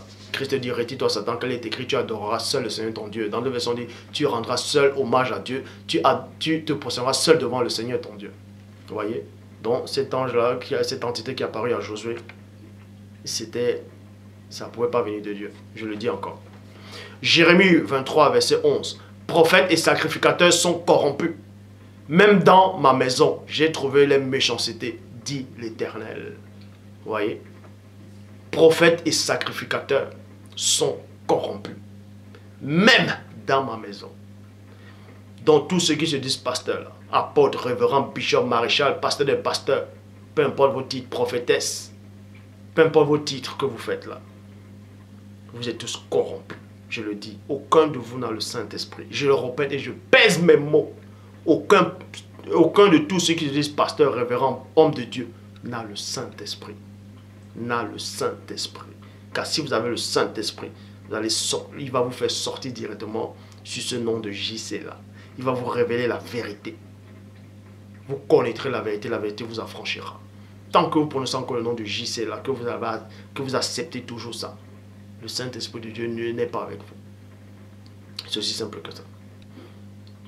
tant que vous adhérez encore à ces hérésies de Maman Kato, la dîme, toutes ces choses-là, déjà, vous parlez de, c'est quoi déjà? La Pâque.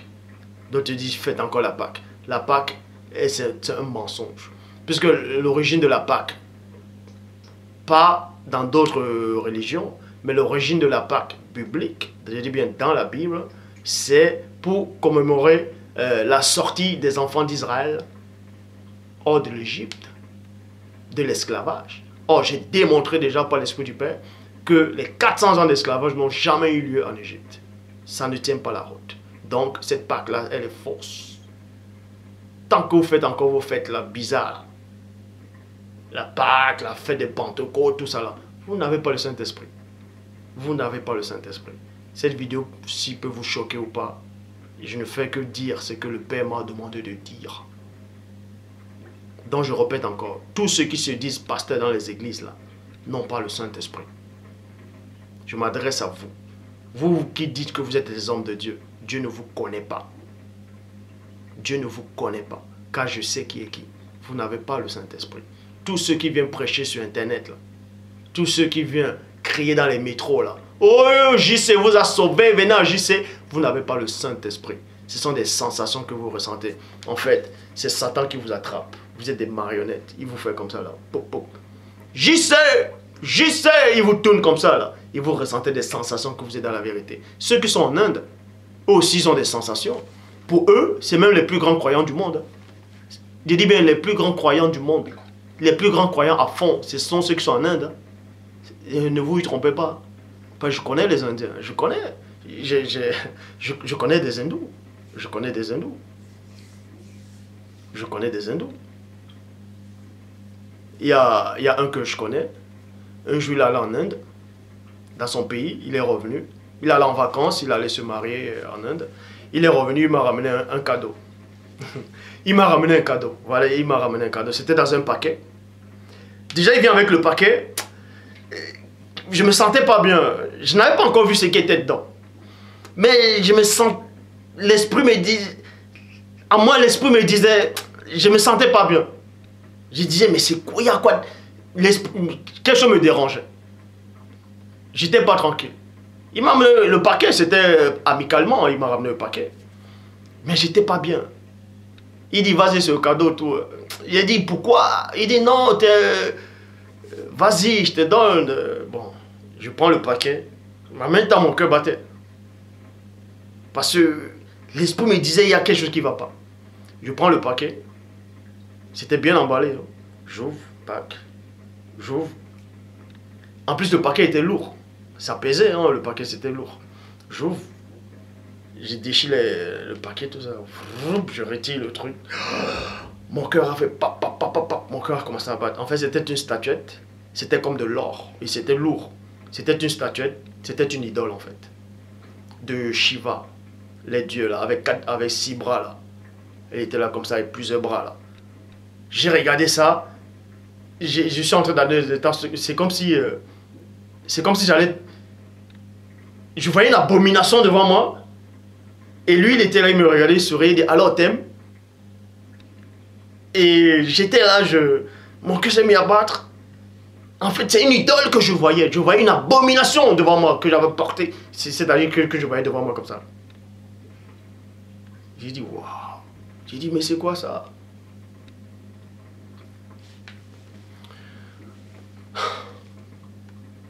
Et eux, ils sont à fond. Vous allez me dire, qu'est-ce que j'ai fait de cette statuette-là? Bien évidemment, je l'ai jetée. Je l'ai jetée. Je l'ai jetée. Donc, pour vous montrer que en Inde, ces genres de statuettes sont souvent dans ce qu'on appelle des hôtels, là, les petits trucs. Quand ils ouvrent ça, quand les hindous voient ça, ils entrent en transe. Ils ont l'impression qu'ils ont vu Dieu eux-mêmes. Ils ont l'impression qu'ils ont vu les dieux. Ils entrent en transe. Ils ont des sensations plus que vous tous. Donc tous ceux qui prient là, JC, n'importe quoi. Vous croyez que vous connaissez Dieu, vous ne connaissez pas Dieu. Vous ne connaissez pas Dieu. Pour connaître le Dieu véritable, il faut d'abord recevoir le bon enseignement, la bonne semence qui tombe dans la bonne terre. Et Dieu vous fait grâce que celui qui l'a envoyé soit là. Tant que vous avez les oreilles pour entendre, tant que vous avez les yeux pour voir, profitez. Vous avez vu beaucoup de choses, vous n'avez point pour garde. Il ne faut pas que ce soit la fin de temps. Bon, même quand vous allez mourir, ah si je savais, ça va être trop tard. Donc tant que vous êtes là, profitez. Profitez. Écoutez le message, analysez. Analysez le message. Ce message il vient du Père. Dans toutes mes vidéos, je glorifie toujours le Père. Et je dis, j'ai jamais renié le Christ. Celui que je renie, c'est celui dont on dit qu'il est venu il y a 2000 ans. Et lui, ça ne peut pas être le Christ, puisque ça contredit la prophétie. Ça contredit la prophétie d'Ésaïe. Ça contredit la parole. Mais le Christ a réellement existé. Le Christ est réellement descendu dans ce monde. Il a réellement payé le prix. Mais ce n'est pas celui dont on veut faire croire aux yeux bleus là, avec des longs cheveux. Parce que ça contredit la prophétie d'Ésaïe. Ça contredit la vision de Daniel. Ça contredit beaucoup.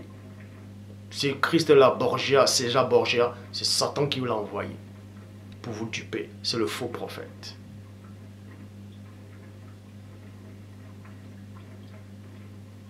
Donc, vous êtes sur la coupe de Satan. Donc, pour sortir de là, il faut d'abord comprendre l'enseignement. Il faut d'abord suivre ces bons enseignements. Et c'est cet enseignement-ci là, parce que mes paroles sont esprit et vie, je le dis. Par la grâce du Père, bien entendu. Et quand vous allez recevoir cet enseignement, quand il dit mes paroles, les paroles que je dis ne viennent même pas de moi, mais de celui qui m'a envoyé. Donc, quand ces paroles vont entrer en vous, et vous acceptez ces paroles, c'est ça qui va vous nettoyer. Parce que si vous n'acceptez pas, vous êtes toujours en conflit, vous êtes toujours dans les mauvaises pensées, bref, tout ça. Quand vous allez accepter la parole, et vous priez Dieu, vous acceptez la parole, vous vivez cette parole. Le fait, ce n'est pas d'accepter la parole, dire, ah, ce frère-là prêche bien, ah, ce frère-là est trop fort, il a des révélations. C'est pas ça. Le fait, c'est quoi? C'est d'accepter la parole et de la mettre en pratique. C'est de vivre ce que vous entendez. Et en cela, le Saint-Esprit va vous assister. Et il va vous nettoyer dans votre marche. Et à chaque fois qu'il va vous nettoyer, c'est là que vous allez voir. Vous allez sortir des fausses doctrines, vous allez sortir des mauvaises pensées, des idées. Vous allez commencer à être délivré. Et quand vous allez être délivré complètement, c'est là où il va s'installer en vous. Et c'est là où il va s'installer en vous. Et c'est là où vous devenez enfant de Dieu. Vous êtes dans la marche. Donc, on vous dit ici là, dans Jérémie 23, verset 11, prophètes et sacrificateurs sont corrompus, même dans ma maison. J'ai trouvé les méchancetés, dit l'Éternel. Verset 14, mais dans les prophètes de Jérusalem, j'ai vu des choses horribles. Ils sont adultères. Virgule, je m'arrête dans la virgule. Ils sont adultères. Vous voyez, ils sont adultères. Dans 2 Samuel chapitre 11, au verset 14, il est... Non, 2 Samuel chapitre 11, verset 4, il est dit, et David envoya des gens pour la chercher. Donc David s'est levé un matin, un soir comme ça, sur son balcon, sur son maison royale, il a vu une femme qui se baignait dans l'eau, que ce soit dans la rivière Marigot, tout ça là. Il a dit, oh, c'est qui cette femme là, elle est belle, tout ça. On a dit, c'est la femme du riz. C'est la femme, elle est mariée. David a dit, allez me la chercher. Vous voyez, c'est Satan qui l'avait dupé. Satan l'a séduit là, Satan l'a dupé. Parce que David n'avait pas le Saint-Esprit. Il était assisté, mais il n'avait pas. Parce que son comportement ne plaisait pas à Dieu. C'est les trucs qu'il faisait constamment là. Il était assisté, je le dis encore. Il était assisté. 2 Samuel, chapitre 11, verset 4. Et David envoya les gens pour la chercher. Elle vint vers lui et il coucha avec elle. Après être purifiée de sa souillure, donc passons la souiller, elle retourna dans sa maison. Vous voyez, c'est pour ça qu'on vous dit dans Jérémie 23, verset 14, même dans les prophètes de Jérusalem, j'ai vu des choses horribles. Ils sont adultères. Ils sont adultères. Vous voyez, ils sont adultères. Ils marchent dans le mensonge. Ils marchent dans le mensonge. Bon, on va vous montrer maintenant comment ils marchent dans le mensonge. Genèse chapitre 18 au verset 15. Vous voyez, on vous dit que Sarah a menti. La femme d'Abraham, elle a menti. Parce qu'elle n'avait pas le Saint-Esprit. Elle n'avait pas le Saint-Esprit. Elle peut être assistée par le Saint-Esprit, mais elle n'avait pas le Saint-Esprit puisqu'elle a menti. Sarah mentit en disant, je n'ai pas ri, car elle avait peur, point. Mais il dit, au contraire, tu as ri. Vous voyez, Genèse chapitre 26, verset 7. Genèse 26, versets 6 à 7 ans. Et Isaac resta à Guérar. Lorsque les gens du lieu faisaient des questions sur sa femme, il disait, c'est ma sœur, car il craignait en disant, ma femme, que les gens du lieu ne le tuent, parce que Rebecca était belle de figure. Isaac aussi a menti parce qu'il n'avait pas le Saint-Esprit, mais il était assisté par le Saint-Esprit.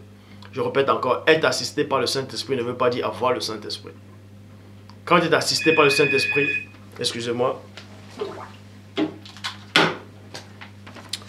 quand vous êtes assisté par le Saint-Esprit, ça dit que le Saint-Esprit n'est pas en vous, il n'habite pas en vous, mais il est auprès de vous. C'est-à-dire, il vous inspire de quitter le mauvais chemin, tout ça là. Mais quand vous avez le Saint-Esprit, c'est autre chose. Donc, Isaac aussi a menti. Il a fait croire aux gens que Rebecca était sa sœur. Or, nous savons que Isaac n'est pas le frère de Rebecca. C'était pas son frère. Donc, il a menti volontairement parce qu'il avait peur. Donc, il y a un esprit de peur qui s'est emparé en lui. Il y a aussi un esprit de mensonge qui s'est emparé en lui. Ben, Satan les secouer dans leur coupe comme ça. Là. Genèse chapitre 27, verset 15. Ensuite, Rebecca prit les vêtements des sceaux, son fils aîné, les plus beaux qui se trouvaient à la maison, et elle les fit mettre à Jacob, son fils cadet. Vous voyez? Donc, Isaac aimait son fils, c'est-à-dire aîné, Esau. Or, Rebecca aimait plutôt son fils cadet, c'est-à-dire Jacob, Yokuba. Bon, et le fils de grand frère Jacob était poilu, tout ça. Bon, il est allé en chasse. Puisqu'il était là en chasse, son papa voulait le gibier, tout ça, il est allé en chasse. Et la maman, elle a usurpé. Elle a joué la tromperie, comme le diable. Elle a fait comme le diable parce qu'elle n'avait pas le Saint-Esprit. Vous voyez, elle était certes assistée, mais pas avoir le Saint-Esprit. C'est pour ça qu'elle a fait la ruse. Et le diable, c'est la ruse. Elle a fait porter les habits de son grand frère à Jacob. C'était poilu, tout ça là. Elle a dit, va, je vais te préparer tout ça. Je vais te préparer à manger, tu vas le donner à ton papa. S'il dit que c'est toi le grand frère, tu dis oui. Donc, va mentir volontairement. Que cette malédiction tombe sur elle. Va mentir. Donc, elle a usurpé de la tromperie. Bon. Et dans le verset 18 à 19, on dit quoi? Il, c'est-à-dire Jacob, vint vers son père et il dit 2 points. Mon père, et Isaac dit, me voici.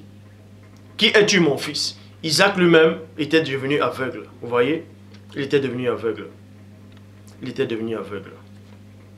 Mon fils. Jacob répondit à son père, je suis Esau, ton fils aîné. Donc Jacob aussi a menti parce que cet esprit de mensonge est entré en lui. Satan aussi a réussi à le duper. C'était un menteur aussi. Genèse 44, verset 2. Donc Satan était déjà introduit dans la famille, était introduit dans les patriarches, tout ça là. Genèse 44, verset 2.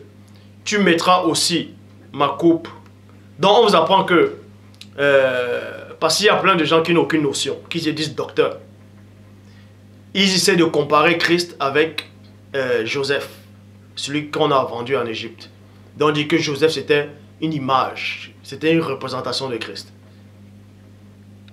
Que Joseph était une représentation de Christ. Or, on ne peut pas représenter Christ avec quelqu'un qui a menti, ou bien quelqu'un qui ment, ou bien quelqu'un qui a péché. C'est pas possible. Christ, on doit le représenter, c'est-à-dire, si on veut comparer Christ à quelqu'un, on doit le comparer avec quelqu'un qui n'a jamais péché, avec un bon modèle.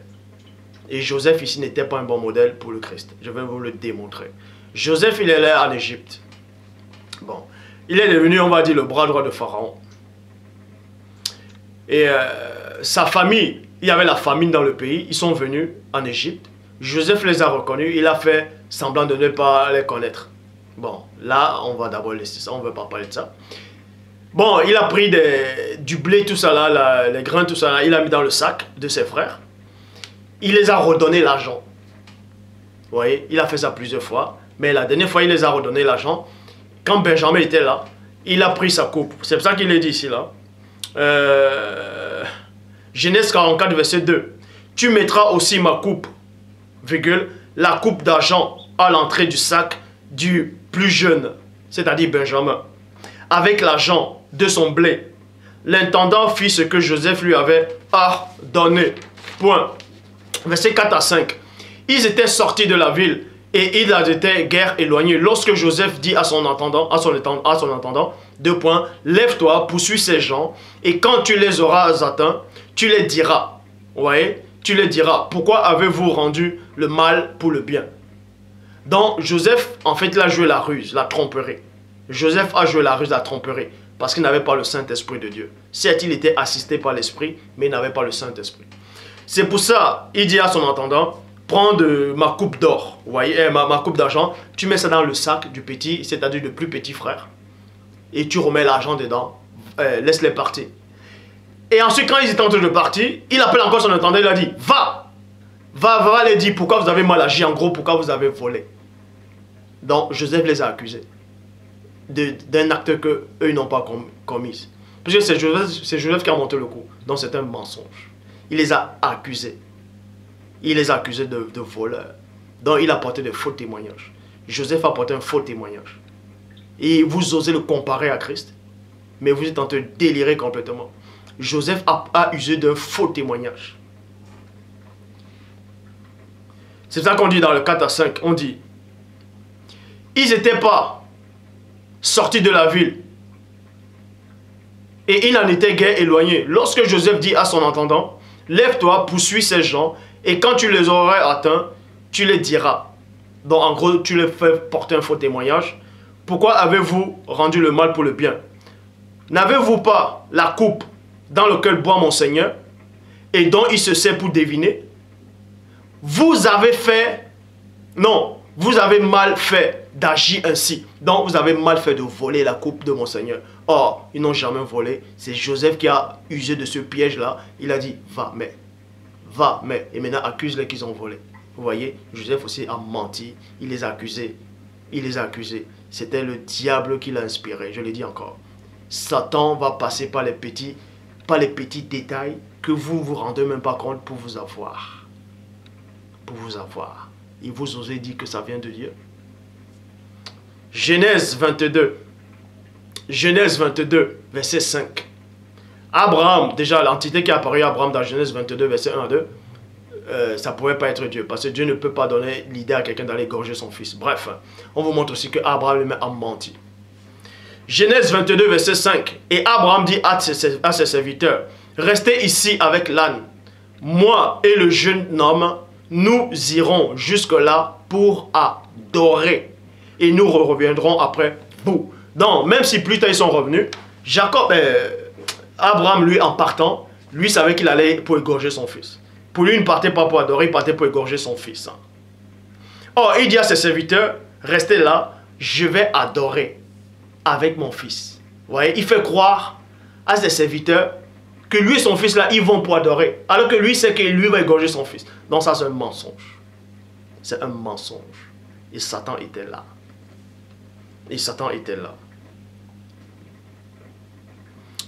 1 Samuel, chapitre 21, verset 13. On montre aussi comment David aussi a menti. David déjà, il a massacré les gens, il a commis l'adultère, mais lui aussi, il a menti. Parce que Satan aussi l'a inspiré. 1 Samuel, dans le genre où dit que David est l'homme selon le cœur de Dieu, a menti. Bon. Et Dieu a horreur du mensonge. 1 Samuel 21, verset 13. Il se montra comme fou à les yeux.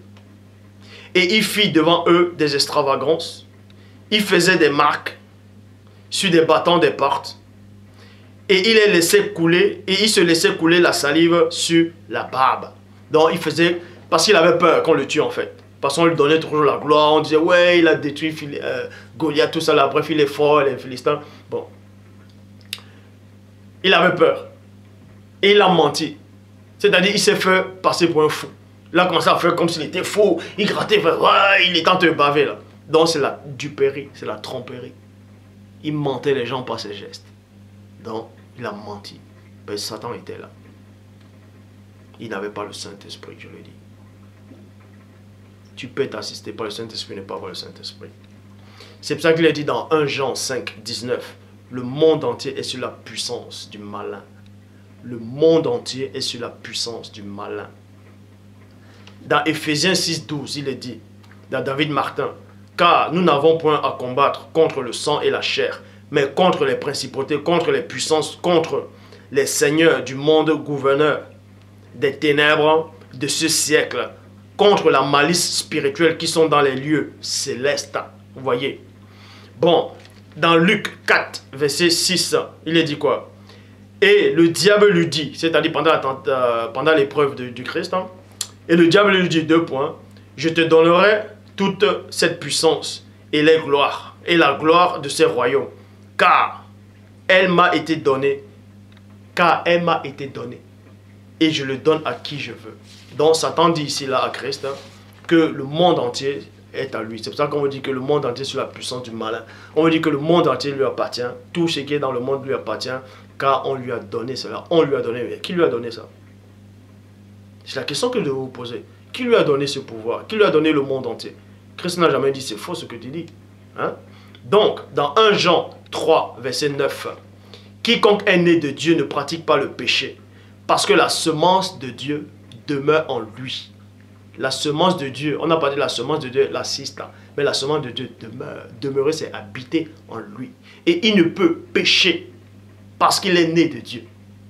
Matthieu 13, verset 23. Celui qui a reçu la semence dans la bonne terre est celui qui entend la parole et la comprend. Il porte du fruit, et un grain en donne 100 et l'autre 60 et un autre 30. Donc, la semence de Dieu représente la parole et ça représente le Saint-Esprit. Dans cette explication-ci. Vous allez comprendre une chose dans Éphésiens 6. On vous dit que ces esprits-là habitent dans les lieux célestes. Et dans Daniel chapitre 2 au verset 11, il est dit, ce que le roi demande est difficile. Personne ne peut l'expliquer au roi, excepté les dieux, dont la demeure n'est pas parmi les hommes. Vous allez comprendre que dans le plan, il y a le monde astral. Et c'est dans le monde spirituel. Donc quand vous priez, vos prières montent. Et sans ces anges-là qui interceptent vos prières, les esprits occultes, tout ça. Là.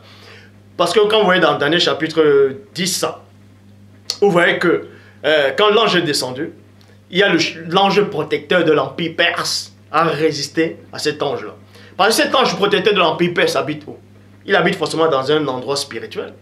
Donc c'est pour vous dire que toutes les visions que vous avez, toutes les expériences que vous avez, peu importe ce qu'on vient vous dire, qu'il y a un pasteur qui est mort, il a fait l'accident, il est mort, il a vu JC, on l'a montré l'enfer, on l'a montré le paradis, tout ça c'est faux. Ce sont des visions de la fausse doctrine, ce sont les visions de la vallée de la vision, ce sont des visions qui émanent du monde occulte.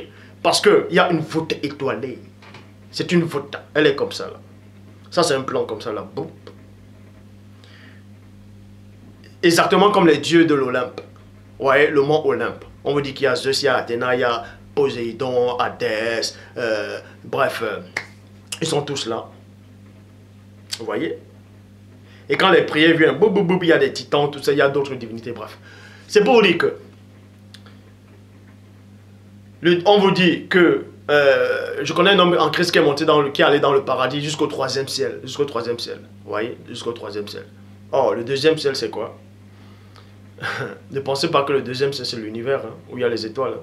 Même si le 1er ciel, vous voyez le ciel là, et le 2e ciel, c'est l'univers. Hein. Non, là, c'est physique, mais on parle du spirit. Hein. Donc, il y a un endroit spirituel, c'est l'endroit spirituel où toutes ces entités règnent en fait. C'est un système pyramidal. Et Satan est le chef. Il se fait passer pour Dieu lui-même. Parce qu'Ésaïe 14, 14 dit, je suis semblable au Très-Haut.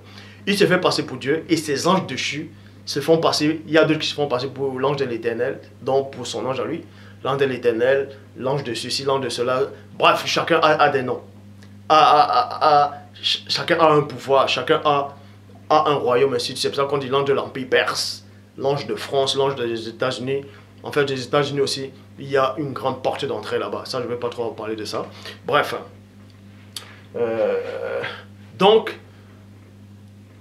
il y a un système pyramidal. Puisqu'ils ont le pouvoir de se transformer en ange de lumière. Et toutes les visions que les prophètes ont, ou les hommes ceux qui se disent hommes de Dieu, pasteurs, tout cela, bref, tous ceux qui se disent croyants, peu importe les religions, toutes les religions, quand ils disent qu'ils ont une vision, ces visions-là, en fait, viennent de cet endroit-là. Viennent de cet endroit-là. De ce monde occulte. Toutes les expériences spirituelles que vous avez viennent de ce monde occulte. Même si on vous dit un pasteur, peu importe quelqu'un mort, il a vu JC, ça, ce sont des démons ce sont des esprits qui prennent l'apparence de ce faux JC qu'il y avait il y a 2000 ans que votre esprit a déjà accepté. Ils acceptent cette image-là. Ils acceptent, on vous montre même une fausse vision du paradis. Vous voyez, remarquez, si les hommes, ceux qu'on appelle peut-être ceux qui travaillent Disney ou ceux qui font les dessins animés ou les films science-fiction, quand ils font des films là, ils vont sur internet, tout ça là, sur Lighttop, tout ça là, ils créent des images de synthèse, ils créent un monde imaginaire. Quand vous voyez peut-être en 3D, vous dites, waouh, c'est beau, mais vous croyez que ces esprits ne peuvent pas vous faire, ne peuvent pas créer c'est-à-dire montrer une fausse image, créer des images pour vous montrer. On vous montre soit un paradis, une paix qui règne là-bas, là vous dites, ah oui, ça peut être que de Dieu parce que cet ange a dégagé l'amour. Puis on vous dit quoi? Que c'est un ange de lumière. Il se transforme en ange de lumière. Donc il va dégager une sensation, ce que vous appelez amour. Que ah non, ça peut pas être le diable, puisque c'est le diable. Et forcément il n'est que mauvais, il n'est que en colère, tout ça là. Il vous a dupé. Donc, on vous montre soi-disant des mondes parallèles, des paradis, des trucs comme ça.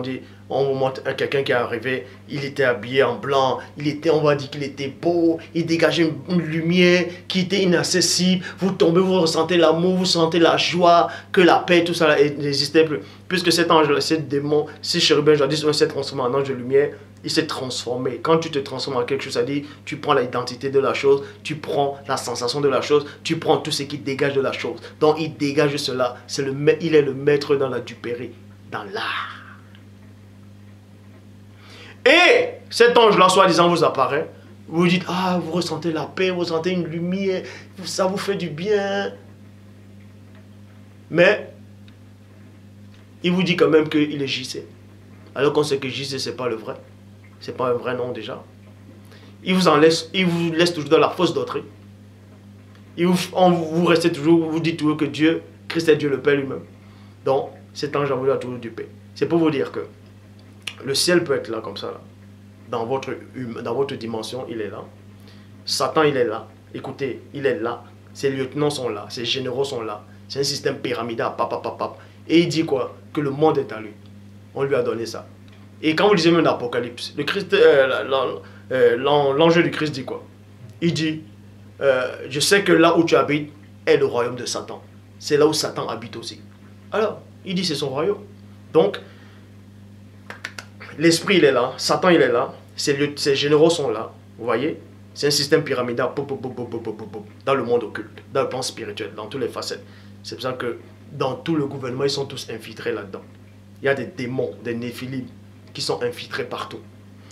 Et quand vous priez, déjà, même sur la terre, dans l'air, on vous envoie dans les fausses doctrines, vous acceptez ça. Et quand vous priez ne monte même pas. Ça se bloque. Vous avez l'impression que soit Dieu ne vous répond pas, soit vous avez l'impression que Dieu vous a abandonné. En fait, c'est eux qui vous font ressentir ça. Et de fois, vous dites que Dieu vous a exaucé. En fait, c'est eux qui vous exaucent. Mais vous restez néanmoins dans la fausse doctrine. Après, vous avez dit, oui, mais l'autre jour, j'ai demandé au nom de JC. Et on m'a accordé. J'ai demandé la guérison au nom de JC. On me l'a accordé. Mais Satan fait des miracles. Les démons font des miracles. Lisez bien la Bible, vous allez voir. Mais, il vous donne ce que vous demandez. Puisqu'il dit quoi? Il dit à Christ, prosterne-toi devant moi, adore-moi. Je vais te donner la puissance de ces royaumes. Je vais te donner toute puissance là. Et la gloire de ces royaumes, car on me les a donnés. Donc, il a le pouvoir de vous donner aussi ce qu'il veut sur la terre. Si vous demandez une voiture, oh, vous priez, vous priez. Vous priez, vous voulez passer un examen, vous voulez prier. Vous demandez la guérison, vous demandez ceci, cela. Mais Satan, il vous donne. Il vous donne là, et il vous attrape là. Puisque c'est lui qui a mis les chefs d'État un peu partout là. C'est lui. Puisqu'il dit quoi? Que je donne le monde à qui je veux. À qui ça lui plaît. Donc, s'il met un chef d'État aux États-Unis, il met là, un chef d'État aux États-Unis, cet homme-là qui s'est corrompu là, il accepte l'homosexualité. Bref, ils sont là, ils acceptent du n'importe quoi. Mais c'est Satan qui les a mis là, il les a placés là. Il choisit les stars. Il choisit tous les stars. Et tous les stars sont complètement en train de délirer. Et les stars là, sont les prophètes du diable. Ils vous séduisent. Vous voyez des femmes noires qui changent la couleur de leur peau. Et ça contamine les autres filles, elles vont être pareilles. Vous voyez des femmes qui mettent des perruques, ça contamine les autres filles, elles vont être pareilles. En fait, ce sont des prophétesses du diable. Ne pensez pas qu'un prophète, c'est quoi? C'est forcément celui qui va venir dire, oh, la parole dit, Dieu m'a dit. Ah non. Un prophète, il prophétise les choses. Vous voyez? Hein? Donc, Quand vous priez, vos prières montent, ça se bloque là. Bac, ça ne monte plus. Toutes les sensations que vous avez, ça reste là. Donc Satan vous a attrapé dans une boule là. Donc toutes les visions que vous avez, toutes les expériences que vous avez, ça reste là. Ça reste là. Parce que tout est couvert par la force maléfique. Comme ça là. C'est pour ça que cet ange là de Dieu est descendu. Poup, il a percé cet endroit là comme ça. Foup, il est entré. Et l'ange de l'Empire perse l'a vu. Il a dit, oh là, tu vas où mon coco là? Bouh, il a chopé. Papa. Ils sont mis à lutter. Et c'est là où Michel est venu. L'archange Michel est venu pour combattre aussi. Est-ce que vous comprenez? Donc, quand vous avez le Saint-Esprit de Dieu, c'est le Saint-Esprit de Dieu qui vous préserve par la parole. Et c'est la parole de Dieu qui vous préserve. C'est pour ça que Christ dit, garde-les à ton nom. Donc, garde-les par ta parole. C'est la parole, parce que la parole, elle est vivante et efficace. La parole est esprit et vie. C'est le Saint-Esprit qui habite en vous. Qui doit habiter en vous en tant que parole. Et c'est cette parole-là qui vous préserve de cette influence maléfique. C'est pour ça qu'on dit dans Ephésiens 2:2, les esprits méchants dans l'air que vous respirez, ils sont partout. Ils sont partout. Même dans les cieux, partout là, ils sont là, partout. C'est toute une organisation. Partout. Dans toutes les visions que vous pouvez avoir. Ce sont les visions qu'on vous a inculquées. Ce sont des visions qu'on vous a déjà enseignées. On vous a travaillé votre imaginaire. Donc tout ce que vous ressentez que Dieu est avec vous sont des sensations. Tant que vous n'êtes pas dans la vraie parole, c'est la parole qui va vous libérer. Ce n'est pas l'homme qui vous libère, c'est la parole du Père authentique qui sera en vous, qui va vous nettoyer, qui va vous libérer. Et quand vous allez prier, en fusionnant avec la parole, là, quand vous allez prier, c'est-à-dire en étant soumis à la parole du Père, votre prière va monter comme ça là. Et ces anges-là, ces entités dessus, voulont bloquer votre prière. Ils ne pourront pas, parce qu'il est dit dans Hébreux 4:12, la parole de Dieu est vivante, efficace et plus tranchante, qui ne paye quelconque à deux tranchants, pénétrant jusqu'à partager âme, esprit, gentil et moins. Bouam, ça va faire comme une explosion, votre prière. Bouam, l'onde de choc, tout le monde occulte va aller comme ça. Et votre prière va monter devant le Père. Mais pour ça, il faut être dans la parole. C'est pour je vous ai montré, déjà un petit aperçu, comment Satan a réussi à duper les prophètes. Comment l'esprit de mensonge est entré. L'esprit de la tromperie l'a dupéré. Vous croyez que s'il fait ça au patriarche, vous êtes plus grand que les patriarches? Vous avez plus de foi que ces patriarches-là? Si Satan les a dupés, si Satan les a fait croire des choses, des fausses visions, qu'ils ont dit qu'ils ont vu Dieu, mon âme a été restaurée, j'ai vu l'Éternel assis, les pans de sa robe, ça allait jusqu'à là. Christ vient et dit, personne n'a jamais vu Dieu. Donc le Dieu qu'ils ont vu là, ça ne pouvait pas être Dieu. C'est une entité qui s'est fait passer pour Dieu. Et cette entité-là se fait passer pour Dieu encore dans toutes les religions qui existent. Je le dis encore, le Dieu que vous adorez n'est pas le Dieu véritable. Le Dieu que vous adorez n'est pas le Dieu véritable. Peu importe vos prophéties, là, que vous êtes en train de dire l'Antéchrist va venir, tout ça là, vous êtes complètement égaré. Vous êtes complètement égaré. Personne dans ce monde ne connaît le Dieu véritable. Personne ne détient la vérité, je le dis. Personne d'entre vous ne détient la vérité. Jean 3:11, nous disons ce que nous savons et l'on rend témoignage de ce qu'on a vu. L'on rend témoignage de ce qu'on a vu. Je sais de quoi je parle. Je sais de quoi je parle. Je connais le royaume du Père. Car c'est de là que je viens. C'est de là que je suis sorti. Je connais le monde spirituel. Je connais le monde occulte. Je sais comment c'est composé. Je sais qui est le chérubin jadis oint. Et je sais comment il opère. Je sais comment il opère. Comment il dupe les gens. Comment il vous sème des sensations. Il vous sème des petites tolérances. De tolérer du n'importe quoi. Il vous sème des petites idées. Et vous acceptez ça. Ça pond des œufs en vous. Et vous croyez que vous êtes dans le vrai. Pourtant vous êtes dans le faux. Si vous êtes dans le vrai, pourquoi vous allez encore à l'église? Pour écouter la parole. La parole ne dit-elle pas que quand vous avez l'esprit, il va vous enseigner toutes choses? Mais si l'esprit t'enseigne toutes choses, pourquoi tu viens encore sur YouTube écouter les vidéos? Pourquoi tu vas encore dans l'assemblée? Si l'esprit t'enseigne toutes choses, pourquoi tu vas encore écouter la parole que quelqu'un va t'enseigner? Mais le Saint-Esprit doit t'enseigner. Si t'enseigne, tu es complet. Si t'enseigne, tu n'as plus besoin qu'on t'enseigne. Tout simplement parce que vous n'avez pas le Saint-Esprit. Mais vous pouvez être assisté par le Saint-Esprit. La parole dit, l'autre n'enseignera plus son semblable. C'est un moment quand tu es plénitude dans le Saint-Esprit. Donc faites très attention. Quand vous dites que Dieu est avec vous, quand vous dites que Dieu est avec vous, quand vous accusez les gens, faites très attention. Ce sont des sensations que vous ressentez. Je dis encore, le Dieu que vous adorez là n'est pas Dieu du tout. Ce n'est pas Dieu. Dieu n'a rien à voir avec la guerre. Dieu n'a rien à voir avec le mensonge. Dieu ne peut pas mentir, il n'a jamais menti. Et le mensonge ne peut même pas, il ne peut pas prendre plaisir à un mensonge, même une petite particule de mensonge. Dieu ne peut pas prendre plaisir à ça. Dieu est hors de votre système. Dieu est hors de votre réalité. Il vit inexplicablement hors de toute réalité.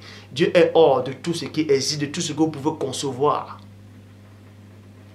Quand vous concevez Dieu, il n'est pas là. Il est hors de tout ça. Donc l'image que vous avez de Dieu, elle est fausse. L'image que vous avez du paradis, l'image que vous avez de l'au-delà, elle est fausse. Je vous pose une question. Vous concevez le monde spirituel comment? Il y a des arbres, mais le monde spirituel est comment? Les anges sont où? Ils marchent à terre. Ils sont assis, ils sont comment? Ils dorment, bref. Ils sont où? Est-ce qu'il y a dans le monde spirituel, il y a quoi? Il y a quelque chose qui les entoure. Il y a quelque chose qui est sur eux. Il y a des nuages. Il y a quoi au-dessus d'eux? Puisqu'on veut dire que rien ne contient Dieu. Rien ne contient le Père. C'est-à-dire que si rien ne contient Dieu, Dieu est où? Dieu ne peut pas être dans un lieu. Vous voyez, ça vous échappe déjà dans votre imagination.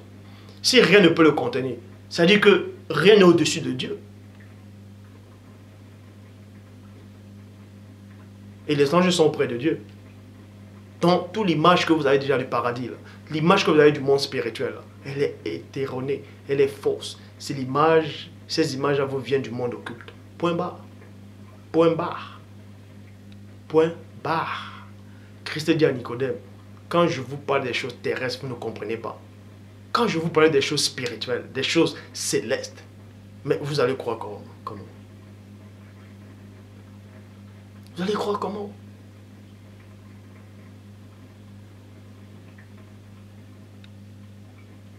Vous allez croire comment? Vous allez dire, mais comment vous allez faire? Dieu n'a pas besoin que vous fassiez des incantations, que vous voulez d'abord jeûner.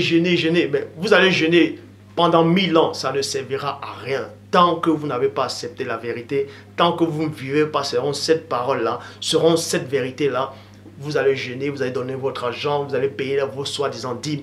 Dieu ne vous regarde même pas. La parole dit, dans Jean 17,3, la vie éternelle consiste à te connaître. Toi, le seul vrai Dieu. Et celui que tu as envoyé, Christ. Ça veut dire quoi? Celui que tu as envoyé le premier. Donc Dieu a envoyé sa vérité. Et Jean, je répète encore, Jean 6, 45. Il est écrit dans les prophètes 2 points. Ils seront tous enseignés de Dieu. Ainsi, quiconque a entendu le Père et a reçu son enseignement, vient à moi. Vient à moi, c'est qui vient au premier-né, qui représente la parole, qui représente le chemin, la vérité et la vie. Et donc c'est cette vérité-là, c'est ce chemin-là, c'est cette parole-là que j'apporte. Tant que vous n'acceptez pas ça, vos vies spirituelles n'avanceront jamais. Vous serez toujours dans cet état-là. Vous allez demeurer dans cet état. Vous demeurerez dans cet état. Donc, dès maintenant, écoutez les vidéos aussi. Écoutez bien les messages que le Père apporte. Analysez, priez et mettez ça en pratique. Il n'y a qu'un seul Dieu. Il n'y a qu'un seul Dieu. Je suis le Seigneur ton Dieu. Il n'y aura pas d'autre Dieu devant. Tu n'auras pas d'autre Dieu devant ma face. Christ n'est pas Dieu. Il n'a jamais été Dieu. Il ne sera jamais Dieu. Si vous priez 2 personnes en même temps dans votre prière, vous êtes une abomination devant le Père. Les jours viendront qui sont déjà arrivés où les vrais adorateurs adoreront le Père et non le Père et le Fils, mais le Père seul en esprit et en vérité. Apocalypse chapitre 22 verset 9. Garde-toi de le faire. Je suis ton compagnon de séville, celui de tes frères les prophètes, de tous ceux qui gardent la parole de cette prophétie. Adore Dieu, seul adore Dieu. Tant que vous priez 2 entités en même temps, Dieu ne vous écoute pas. Il n'y a qu'un seul Dieu. Et Dieu n'est jamais descendu sur la terre. Dieu vit hors de sa création. Il vit hors de toute réalité. Il est tout puissant. Il est au-delà de la divine puissance elle-même. On ne peut même le qualifier. On ne peut pas lui donner des titres. Il est au-delà de tout ce que vous pouvez concevoir.